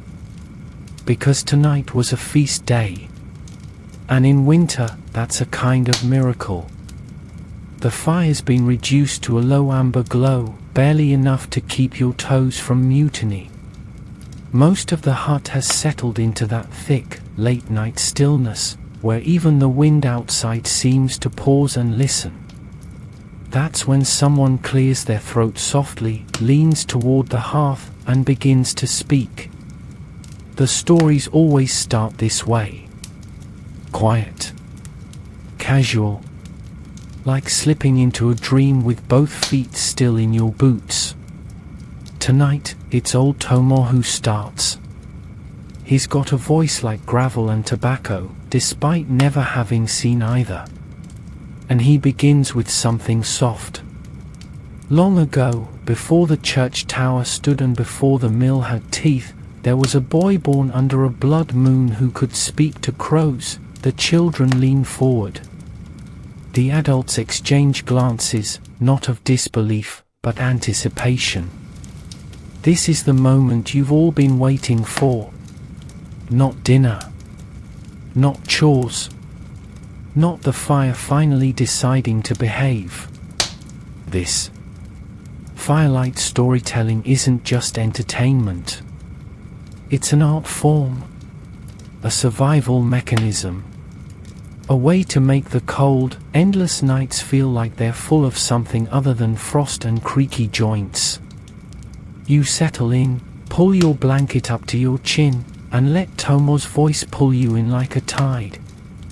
The boy, it turns out, was born during a snowstorm so fierce that even the cows refused to moo. His mother had to give birth by the light of a single rushlight and a prayer to Saint Wulfstan. The child didn't cry. He cawed. First thing he ever said was nevermore, which is deeply unsettling, even for a medieval village used to weirdness. Historians still argue, Tomo says, scratching his chin, whether the lad was touched by God or just dropped by a drunk angel. No one laughs. Not because it's not funny, but because the fire has hit that part of the evening where you're not sure what's real anymore. The story weaves through snowstorms and talking animals and a curse involving a baker, a black chicken, and 3 sprigs of rosemary. You've heard it before, but it changes slightly each time. This time, the black chicken speaks fluent Latin. Last time, it juggled stones. That's the joy of oral tradition. It breathes. It shifts. It adapts to the night, to the teller, to how much ale's been shared before the tale began. Someone else takes over after Tomo. A woman with a scar down her cheek and the best ghost stories in the village.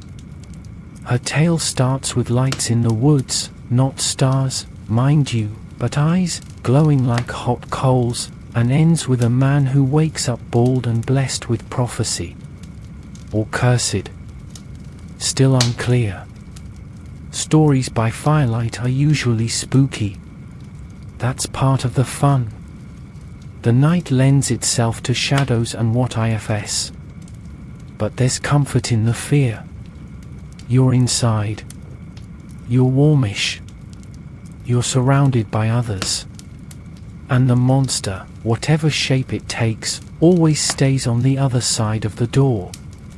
Some stories are true. Or started as truth before someone added the bit about the dancing goat or the giant with 3 teeth. A tale about a bad winter, a lost child, a miraculous rescue, these become woven into village memory. They're how you remember, how you warn, how you teach. A child pipes up suddenly with a story of their own. It involves a frog the size of a sheep and a hero armed with nothing but stale bread. You all nod solemnly, as if this might indeed be the next epic. The storyteller beams. Historians might overlook these fireside tales, marking them down as folk culture or oral tradition without truly listening. But you know better. These are your shared myths, your campfire gospels. They keep the dark from creeping too far inside. You remember your grandfather's stories. How he used to claim the stars were just pinholes in the firmament, letting in God's light. Or that if you saw your breath on a moonless night, it meant a spirit was walking with you. You believed him. You still kind of do. Tonight, someone retells the story of the man who tried to trap a snowstorm in a jar. He said he could sell it to the southerners who'd never seen frost. He opened the jar in June. Half the village lost their crops to sudden hail. Moral of the story? Don't bottle winter. Let it pass through like bad stew. Eventually, the voice is quiet.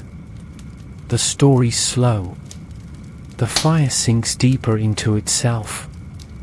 You lie back, letting the last words echo in your mind. A whisper of legend, a chuckle of impossibility, a sigh of shared imagination. Outside, the wind returns. But inside, you're protected by more than walls and warmth. You're protected by story. And maybe, just maybe, by that black chicken, wherever it ended up. You wait to a sound that should not exist inside your house. It's faint at first. A soft scratching. A tiny patter. Then, unmistakably, the high-pitched choo-choo-choo of something determined to make a snack of your emergency food stash. The rats are back. You sit up, groggy and annoyed, and reach for the nearest weapon, a spoon. It's not ideal, but it's close. You shuffle across the hut, stepping over straw mats and barely avoiding someone's foot. The sound is louder now, behind the sack of barley. And as you peer into the corner, there it is, 2 gleaming little eyes and 1 twitching pink nose, staring at you like you're the one who interrupted its breakfast. There's a pause, a standoff. And then it vanishes, scampering into the shadows faster than you can mutter a single medieval swear. You sigh. Vermin in winter are inevitable. It's warm in here. It smells like food. And the walls are made of materials a determined rat could nibble through while composing poetry. So they come. They sneak in under the thatch, through cracks, through the very walls, and once inside, they multiply with gleeful abandon. Rats in your hut are more than a nuisance. They're a threat. They eat your grain. They nibble your cloth. They carry fleas. And those fleas? Well, let's just say the whole Black Death thing didn't exactly come from nowhere. You check your traps again, wooden boards rigged with twine and a bit of fat. One has sprung, but the rat was faster. You reset it and toss a look at the dog, who's meant to be the rodent enforcer of the household. The dog is asleep, snoring, and clearly not interested in your vermin-based concerns. It wasn't always rats. In warmer seasons, you had more mice. Tiny. Quicker. But easier to catch with a cat around. Unfortunately, the village cat disappeared last autumn. Rumor says she ran off with a traveling merchant. More likely, she found a warm barn and decided she was above hut life. Without her, you're improvising. Some villagers smear mint or vinegar near grain sacks. Others make little noisemakers, bundles of reeds that rattle if disturbed. One man swears by hanging owl feathers by the door. You tried that. The goat ate them. Tonight, someone suggests the old method, burning dried rosemary and bay leaves. Not to kill the rats, though you wouldn't mind, but to drive them away with the smell. So you toss a handful onto the fire and watch as the flames flare with a spicy whoosh. The hut smells briefly like a misplaced holiday feast. The dog sneezes. No rats appear. You also try clapping your hands at random intervals, which startles everyone trying to sleep and does absolutely nothing to deter rodents. Still, it feels proactive. Historically, scholars note the sheer creativity peasants displayed in dealing with vermin. Without proper traps, poisons, or modern solutions, they turned to folklore, scents, and household guardians. Some families even adopted ferrets to chase out rats, though yours prefers not to live with things that might bite back. You grab a stick and prod the grain sacks. No movement. Probably a false sense of security, but you take it. You settle back by the fire, listening. The hut is quiet again. The only sound is someone mumbling in their sleep about jam. There is no jam. You lie back, gaze up at the thatch, and try not to think about the creatures that might be up there. Sometimes, you hear them scamper overhead, or find droppings near the edge of your bedding. You've learned to sleep with your mouth closed. Rats are resilient. They outlast frost, famine, and even the occasional broom-based battle. But so are you. You've got traps, tricks, and just enough determination to make it through the night without surrendering your hard-won barley. And if tomorrow you find another torn sack, another trail of droppings, you'll sigh. You'll reset the trap. You'll shake your fist at the ceiling. And maybe, just maybe, you'll finally train the dog to care. But for now, the fire glows gently. The hut creaks softly. And somewhere, in a shadowed corner, a rat decides to wait until you're fully asleep. Little monster. You wake the next morning with a strange sensation, not cold, not warmth, but something like pressure against your chest. You crack open one eye. There it is. A small pouch, made of coarse linen and tied with red thread, lying atop your blanket like a well-placed riddle. You blink again. Right. It's that day. Protection Day. Not officially recognized by the church, of course, but highly regarded by anyone who's ever lost their last onion to a blight or woke to find the fire dead and the goat sneezing. In your village, this is the day everyone digs through their wooden boxes, their grandmothers' chests, and their own increasingly foggy memories to retrieve the things that keep winter spirits at bay. Charm bags, for one. The pouch on your chest is stuffed with dried herbs, rosemary for memory, sage for wisdom, and wormwood for warding off bad luck. There's also a crust of bread, a pinch of salt, and something that might be a mouse tooth, though no one will admit who added it. You slip it over your neck. The red thread, they say, wards off fever. Or witches. Or fevers caused by witches. No one agrees on the specifics, but no one leaves home without it either.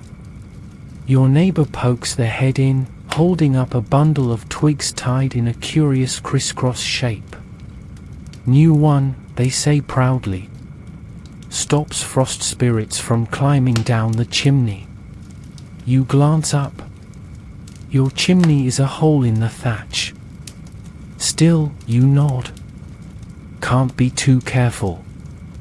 These winter talismans appear every year once the nights reach their longest stretch. And each one tells a story. There's the onion skin cross, hung above the door and sprinkled with holy water from a bottle that might also have contained turnip wine. There's the rowanwood amulet carved into a spiral and worn close to the heart. And of course, there's garlic. Hung in braids, tucked into rafters, even worn like jewelry by those especially cautious or especially smelly. You help your aunt place iron scissors under the bed. That one's for sleep paralysis, or hag riding, as some call it, the belief that a spirit presses down on your chest at night, stealing your breath. Modern scholars call it sleep disturbance. Your aunt calls it that thing with the hooves and the heavy elbows. Either way, scissors apparently confuse it. Children wear bells on their belts today, to scare off evil with cheerful jingles. The hut sounds like a herd of extremely nervous reindeer. It's endearing. For the first 10 minutes. You help hang a charm above the hearth, an old horseshoe tied with flax thread and a twist of dried lavender. Your uncle insists it keeps the fire strong and the bread from turning sour. He also insists it must be hung upside down so the luck doesn't spill out. You comply. No one messes with hearth luck. Some of the more pious villagers balance all this with a trip to the church for a blessing. You've done that too. But you've also seen what happens when someone skips the charm rituals entirely. That one year when old Sailor didn't hang her ash cross. Her chimney collapsed, her stew turned, and she fell into a snowdrift and couldn't find her way out for 3 hours. Coincidence? Maybe. But you're not risking it. And then there are the chants. Not loud. Not dramatic. Just soft murmurs passed down in families, spoken while placing the last pinch of salt in the stew, or while rubbing oil on a sick child's feet. Phrases like, keep thee warm, keep thee whole, and through frost and night, shield with light. The rhythm alone is comforting. A lullaby against the cold. Historians love to debate whether these practices were superstition or early science. Whether charm bags and salt circles were quaint traditions or vital survival strategies in a world with no doctors, no central heating, and far too many unexplained misfortunes. But to you, they're just part of winter. Part of what keeps the long nights from feeling like they're pressing in. Part of what makes you believe, just a little, that the hut holds a line between you and the dark. You finish tying the last of the red ribbons near the doorway and step back. The place looks festive, in a rustic, slightly ominous way. Garlic sways gently from the ceiling. Ash crosses mark each beam. A pouch of bones and nettles dangles from the broomstick, daring anything evil to try you. And somehow, despite the chill, despite the wind howling again just outside, the hut feels a little stronger. Not physically, it's still made of mud and guesswork. But spiritually, like the old bones of the house have straightened up and said, "Come at me, Frost." You sip your morning ale, feel the warmth in your chest, and touch the charm bag lightly. You're ready. Let the night come. The cupboard is getting thin. Not bare, not desperate, but noticeably thinner than it was last month. You run your hand over the sides of the storage bins, clay pots with wooden lids, a few woven baskets now half empty, and feel the familiar dread begin to curl in your stomach. It's not panic. Not yet. But hunger has a voice, and it's starting to clear its throat. You count the onions. 3. Soft, sprouting. Carrots.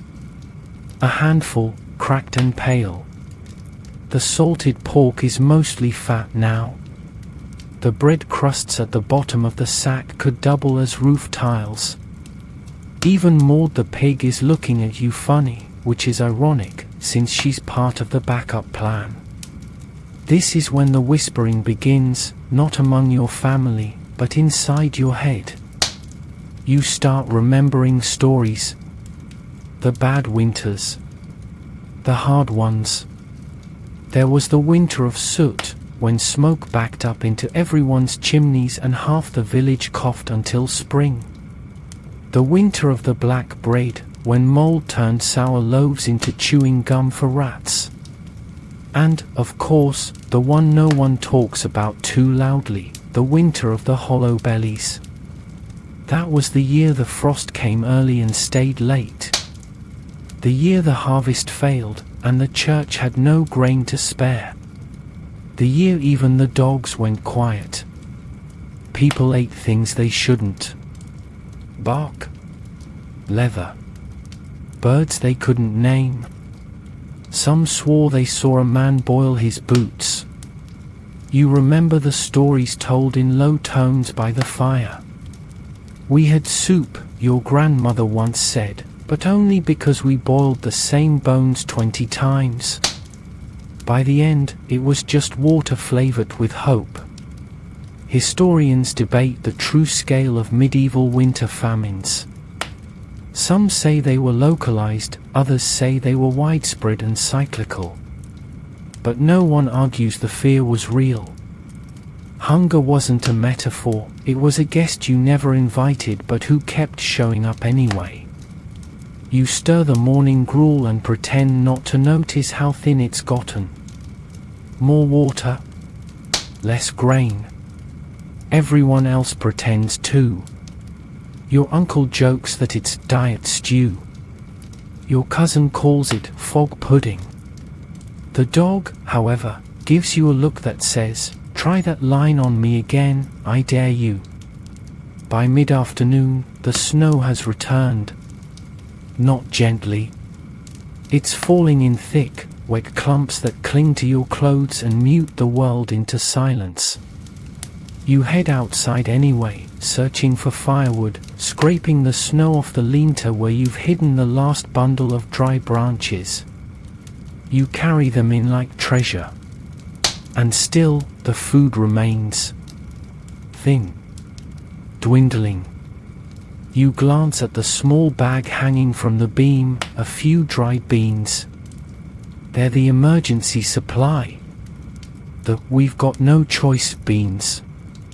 If you use them now, there won't be anything left if the snows continue into March. You think about the idea of stealing. Not seriously. Not quite. But your mind drifts. What if the neighbor has more? What if they've hidden some? What if? You shake your head. Those thoughts are dangerous. Not just morally, but practically. You steal, and you fracture the village. You lose the trust that binds people through winter.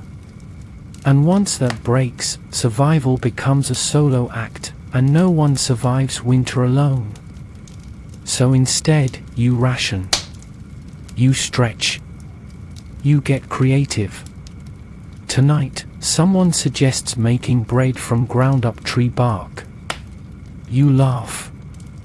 Then you remember it's been done before. Birch bark. Scraped, boiled, mixed with whatever flour's left. It tastes like damp wood and disappointment. But it fills the belly. For a while. Someone else finds a few limp cabbage leaves tucked in the back of the storage bin. You cheer like they discovered gold. The pot tonight will have greens in it. That's cause for celebration. Maybe you'll sing. The little ones don't know how close you are. They still play with wooden animals near the fire, still beg for seconds. You give them what you can. Always. You eat last. Always. Outside, the wind picks up again. You hear it whistle through the trees, sliding past the hut like it's checking in to see how close you are to giving up. You glare back through the window. Not yet. The fire burns low. The stew is thinner than usual. The dog licks its bowl, then looks at yours. You slide it over. She deserves it. And as you crawl into bed, stomach complaining, bones tired, you remind yourself of one thing: spring will come. It always does. You just have to make it that far. The frost hasn't lifted for weeks. Not just the kind that paints the windows in lace or clings prettily to the edge of a roof, but the kind that sets in like it's signed a lease. The kind that bites and clings and refuses to let go. The kind people name winters after. And this one? This might be a Thames freezer. The rumors come in with the peddler, who arrives wrapped in so many layers he looks like a fabric merchant that lost a bet. He's red-faced, wide-eyed, and nearly frozen, but still manages to grin and say, "You won't believe what's happened in London." Which, to be fair, is how most of his stories start. The Thames, he says, pausing dramatically, has frozen solid. The whole hut stops moving. Someone lets go of a ladle mid-stir. A child gasps and drops their stick doll. Even Maud the pig lets out a skeptical grunt. Frozen. Solid. Thick enough to walk on. Thick enough to dance on. It's not unheard of. The Thames has frozen before. During the worst winters, the great frosts, they say you could drive a cart across it. Entire markets sprang up on the ice. Frost fairs, they called them. Historians still debate how frequent these really were, but the truth has never needed much help becoming legend. The peddler describes it with glee. Tents set up on the ice. Braziers glowing with coals. People selling roasted chestnuts, gingerbread, and hot wine. Jugglers. Dancers. Someone playing a fiddle so hard they cracked the ice near their feet. Games, races, even a printing press set up right there in the middle of the frozen river, churning out tiny broadsheets that declared the coldest winter ever. You all listen, stunned, huddled in a room barely warm enough to keep snow from forming inside. The idea of not just surviving the cold, but turning it into celebration, it stuns you. Makes you ache, even. The peddler has scraps to sell, a candle stub, a bundle of dried apples, some wool thread. But what he really sells tonight is wonder. You trade a small wooden spoon for the apple slices, and he throws in another tale, a woman who built a snow house on the Thames, painted it with soot and berry juice, and charged a penny to come inside and hear her sing. Of course, no one knows how long the ice will hold. Every frost fair is a gamble. But in those brief, icy days, people step out of survival and into spectacle. They reclaim winter not as a punishment but as a playground. You imagine it that night, lying awake under your blankets. A river turned silver and solid, filled with people laughing instead of shivering. You picture yourself skating, despite not knowing how, with a cloak flapping behind you and a hot cup of something spiced in your hands. In your dream, the Thames doesn't crack. The ice holds. The music plays. But here, in your world, there is no frost fair. Just frost. No music but the wind. No cider but thin ale. Still, the peddler's story changes the air. For a while, it lifts the ceiling of your little hut. Adds height. Adds hope. Makes you think that maybe, just maybe, there are other places where winter doesn't always win. The next day, the frost is thicker. The well is frozen again. Your breath fogs the air like you're smoking a chimney. But you smile anyway, remembering the image of a man skating with a turkey leg in one hand and a flagon of wine in the other. People in the village start talking, joking, mostly, about holding their own frost fair. Someone suggests racing on frozen pond reeds.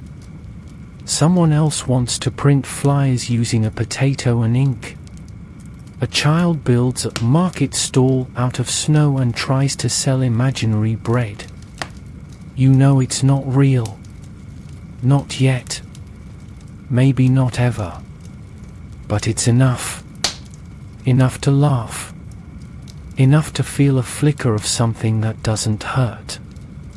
And that's the strange magic of the worst winters. They give birth to the most defiant joys.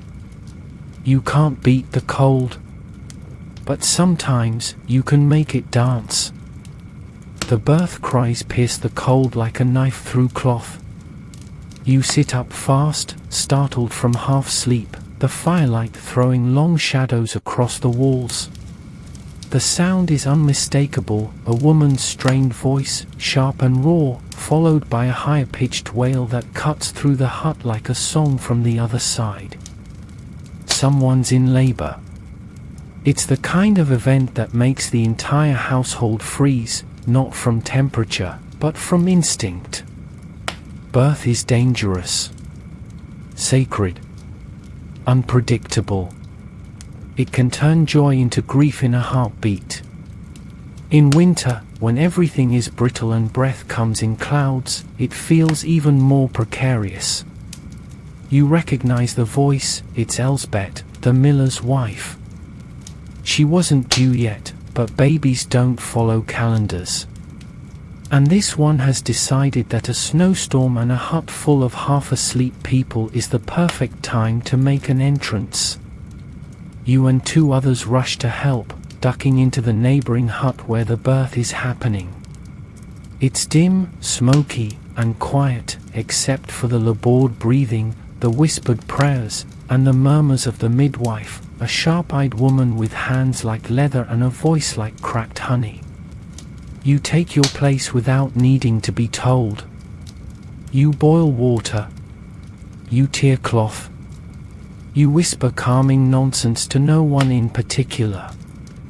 Everyone moves with practiced urgency, like a dance you've all been rehearsing your whole lives. Birth in winter is always a gamble. The mother's already tired, already malnourished. The hut is cold, no matter how high the fire's been stoked. And if the child comes too slow, if the cord wraps wrong, if blood doesn't stop, you don't let yourself think about that. The midwife speaks to Elsbeth in low, soothing tones. "You're strong," she says. "You've done this before." Which is only half true. Elsbeth lost her last child. Everyone remembers. No one says it. The birth is slow, painful, the kind where everyone holds their breath for too long. But then, finally, the wail comes again. Stronger this time. Higher. And then, mercifully, Elsbeth's soft sob of relief. A girl. Tiny. Wrinkled. Pink as a sun-dried radish. You all exhale, shoulders dropping like you've just come in from the wind. The midwife wraps the baby in wool, presses her to Elsbeth's chest, and nods. She's here. And for a moment, everything else, the cold, the hunger, the cracked hands, the waiting rats, fades. Births are rare in winter, but they happen. Because life doesn't wait. It forces its way forward, even through snow and sickness. Even when the world seems asleep. Not long after, you return to your own hut, stomach fluttering with something that's not quite joy, but close. You lie down again, your face warmed by the embers, and think about how many times this has happened over the years. How many babies were born on nights just like this? How many names were whispered for the first time while snow tapped on the shutters? And as you drift toward sleep, your mind slips to the other side of winter's coin. Because where there are births, there are also deaths. Last week, an old man died quietly in his sleep. No ceremony. Just a silence that lingered longer than usual. They wrapped him in his cloak, placed a small cross in his hand, and buried him before the ground froze too hard. He went the way many do in winter, quietly, like breath fading in the cold. Historians sometimes gloss over these rhythms, the births and deaths that come when everything is frozen and hard. But they're the heartbeat of the season. The proof that even in the stillest months, life is moving. You pull your blanket tighter, hearing the muffled snowstorm outside and the soft breathing of those around you. Somewhere nearby, a newborn sleeps. Somewhere else, someone is remembering. Winter doesn't pause for joy or sorrow. It accepts both. Folds them into its silence. And you carry them both. You wake to a strange feeling, not warmth exactly, but less cold. The air in the hut is still, and there's a softness to the light filtering through the shutter cracks. You sit up, stretch, and notice it right away. The silence has changed. It's not just quiet, it's thick. Heavy. As if the world outside has wrapped itself in a muffled blanket. You pull open the shutter a few inches, and your breath catches. Snow. Everywhere. But not the thin, drifting kind you've grown used to. This is deep. Heavy. The world blanketed in white so thick it swallowed paths, fences, tools, even the low wall around the garden. The trees sag under the weight. The roof lines are softened. Everything looks like it's been dipped in cream. You step outside carefully, each boot sinking with a satisfying crunch. The air is so still it hums. It's the kind of snow that demands silence. You find yourself walking slower, softer, as if you're afraid to disturb the spell. And then, there it is. A drip. Then another. You glance up. From the edge of the thatch, a single drop of water falls, hits the snow below, and vanishes. You squint, and you see it, the tiniest glint of water running along the edge of the roof. Melting. The thaw has begun. Just a whisper of it. Just the first exhale from the lungs of the earth. But it's there. Back inside, someone else notices too. The ice on the bucket's thinner today, they say, tapping it with a ladle. Someone else says their fingers didn't go numb tying their boots. The goat hasn't stopped shivering all morning. Signs. Subtle. Quiet. But undeniable. The great unfreezing has started. You gather at the fire like usual, but the mood is different. Still cautious, no one trusts winter to give up easily, but there's a lift. A joke lands better. Someone sings under their breath while stirring the stew. Even the children seem lighter, their steps less stomping, more skipping. You think back to the old stories, the ones about Candlemas predicting the weather, about animals peeking from burrows and seeing shadows. About how the second half of winter could be trickier than the first. And it might. March can be a brute. April a tease. But still, this melt means something. Later, you go out again, this time with a spade. The snow is heavy, but the ground beneath feels softer. Not quite diggable yet, but getting there. You clear a path from the hut to the well, mostly just to move, to work, to celebrate motion after months of stillness. As you chip ice from the well's edge, you hear birds.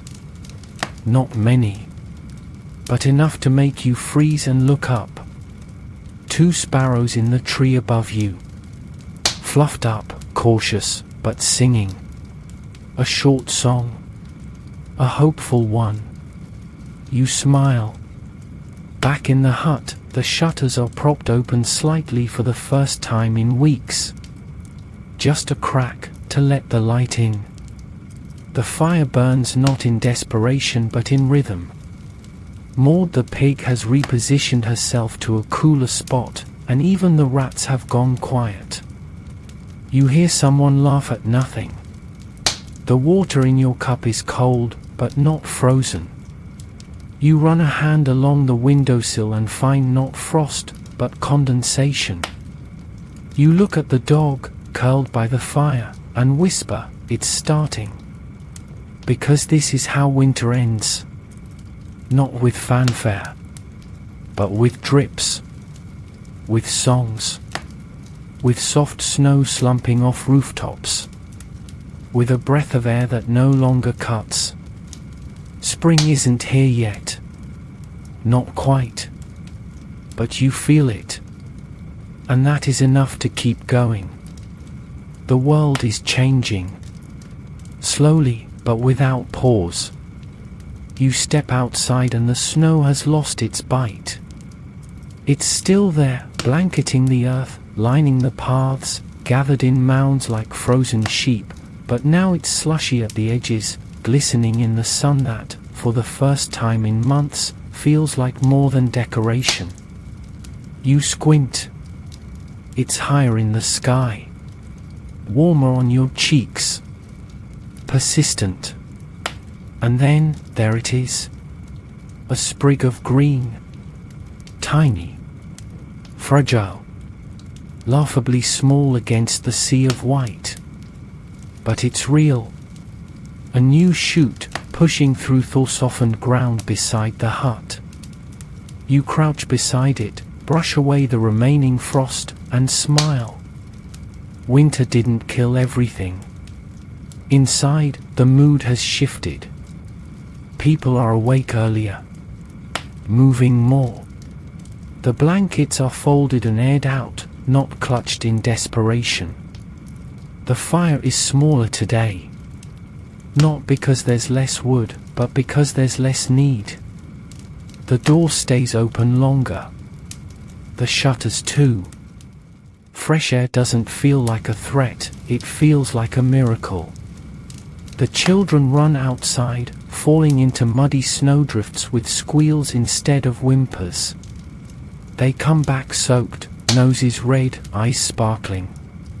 Someone's already mended their shoes in anticipation of more mud, more movement. You hear laughter again. Honest laughter. The kind that comes from deep inside the ribs. The food's still humble. Gruel. Bread. Dried beans, now rehydrated into something that almost resembles a stew. But the last onion has sprouted. It's become a mascot of sorts, proof that the earth remembers how to give. You sweep the hut today. Not just out of habit, but with purpose. You even sprinkle a bit of water scented with sage on the floor, brushing away not just dirt, but memory. The long nights. The coughs. The rat that stared too long. You nod as you sweep it all out the door. And the animals, they're different too. The goat is frisky again, hopping from straw mat to doorway like she's auditioning for a spring pageant. Maud the pig has returned to her usual routine of avoiding effort, but even she has a gleam in her eye, as if remembering there's more to life than staying warm and stealing blankets. Out in the field, the ground is beginning to yield. Just barely. But you can press your heel into it without hearing it crack. The earth is waking up. And with it, so are you. Someone plants the first seed today, not for crops, but for hope. A single bean, pressed into a pot by the window where the sun can find it. No one expects it to bloom fast. But just placing it there is an act of defiance. A quiet, not yet, to the frost gods who thought they had won. Later, you gather around the fire, not for heat, but for habit. The stories are different now. Still strange, still full of wolves and witches and saints, but told with the energy of people who have survived. The tone is brighter. The ending's happier. Even the ghosts seem less aggressive tonight. The bell from the church rings at dusk, but no one rushes indoors. You stay outside a little longer, watching the sky change from blue to lavender. The stars come out gently. No longer harsh pinpricks of light in a frozen dome, but twinkling reminders that spring always returns, even when you forget what it feels like.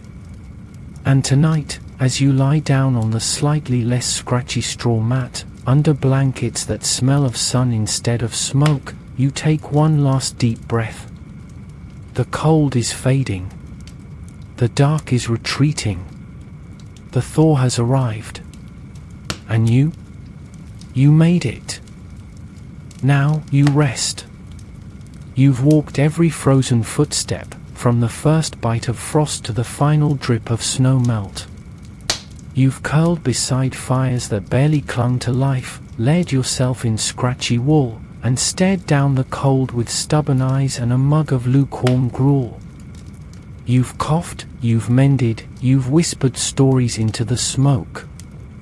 And now, the hardest part is behind you. The ice outside still lingers in patches, pale and sparkling like forgotten dreams. But the air has softened. The sun rises just a little earlier. The birds, hesitant at first, sing again. Inside, everything slows. The hut is quiet, the fire just embers now, no longer a necessity, but a companion.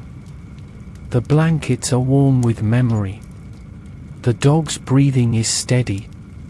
The floor no longer chills your feet when you rise. You stretch. You listen. No wind through the walls.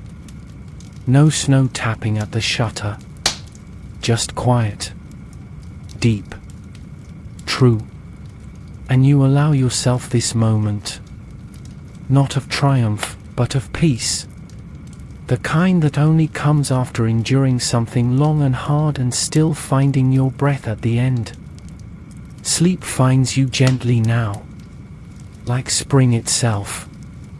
Not rushed, not demanding, just present. You exhale. The night wraps around you, not like a threat, but like a lullaby. You made it.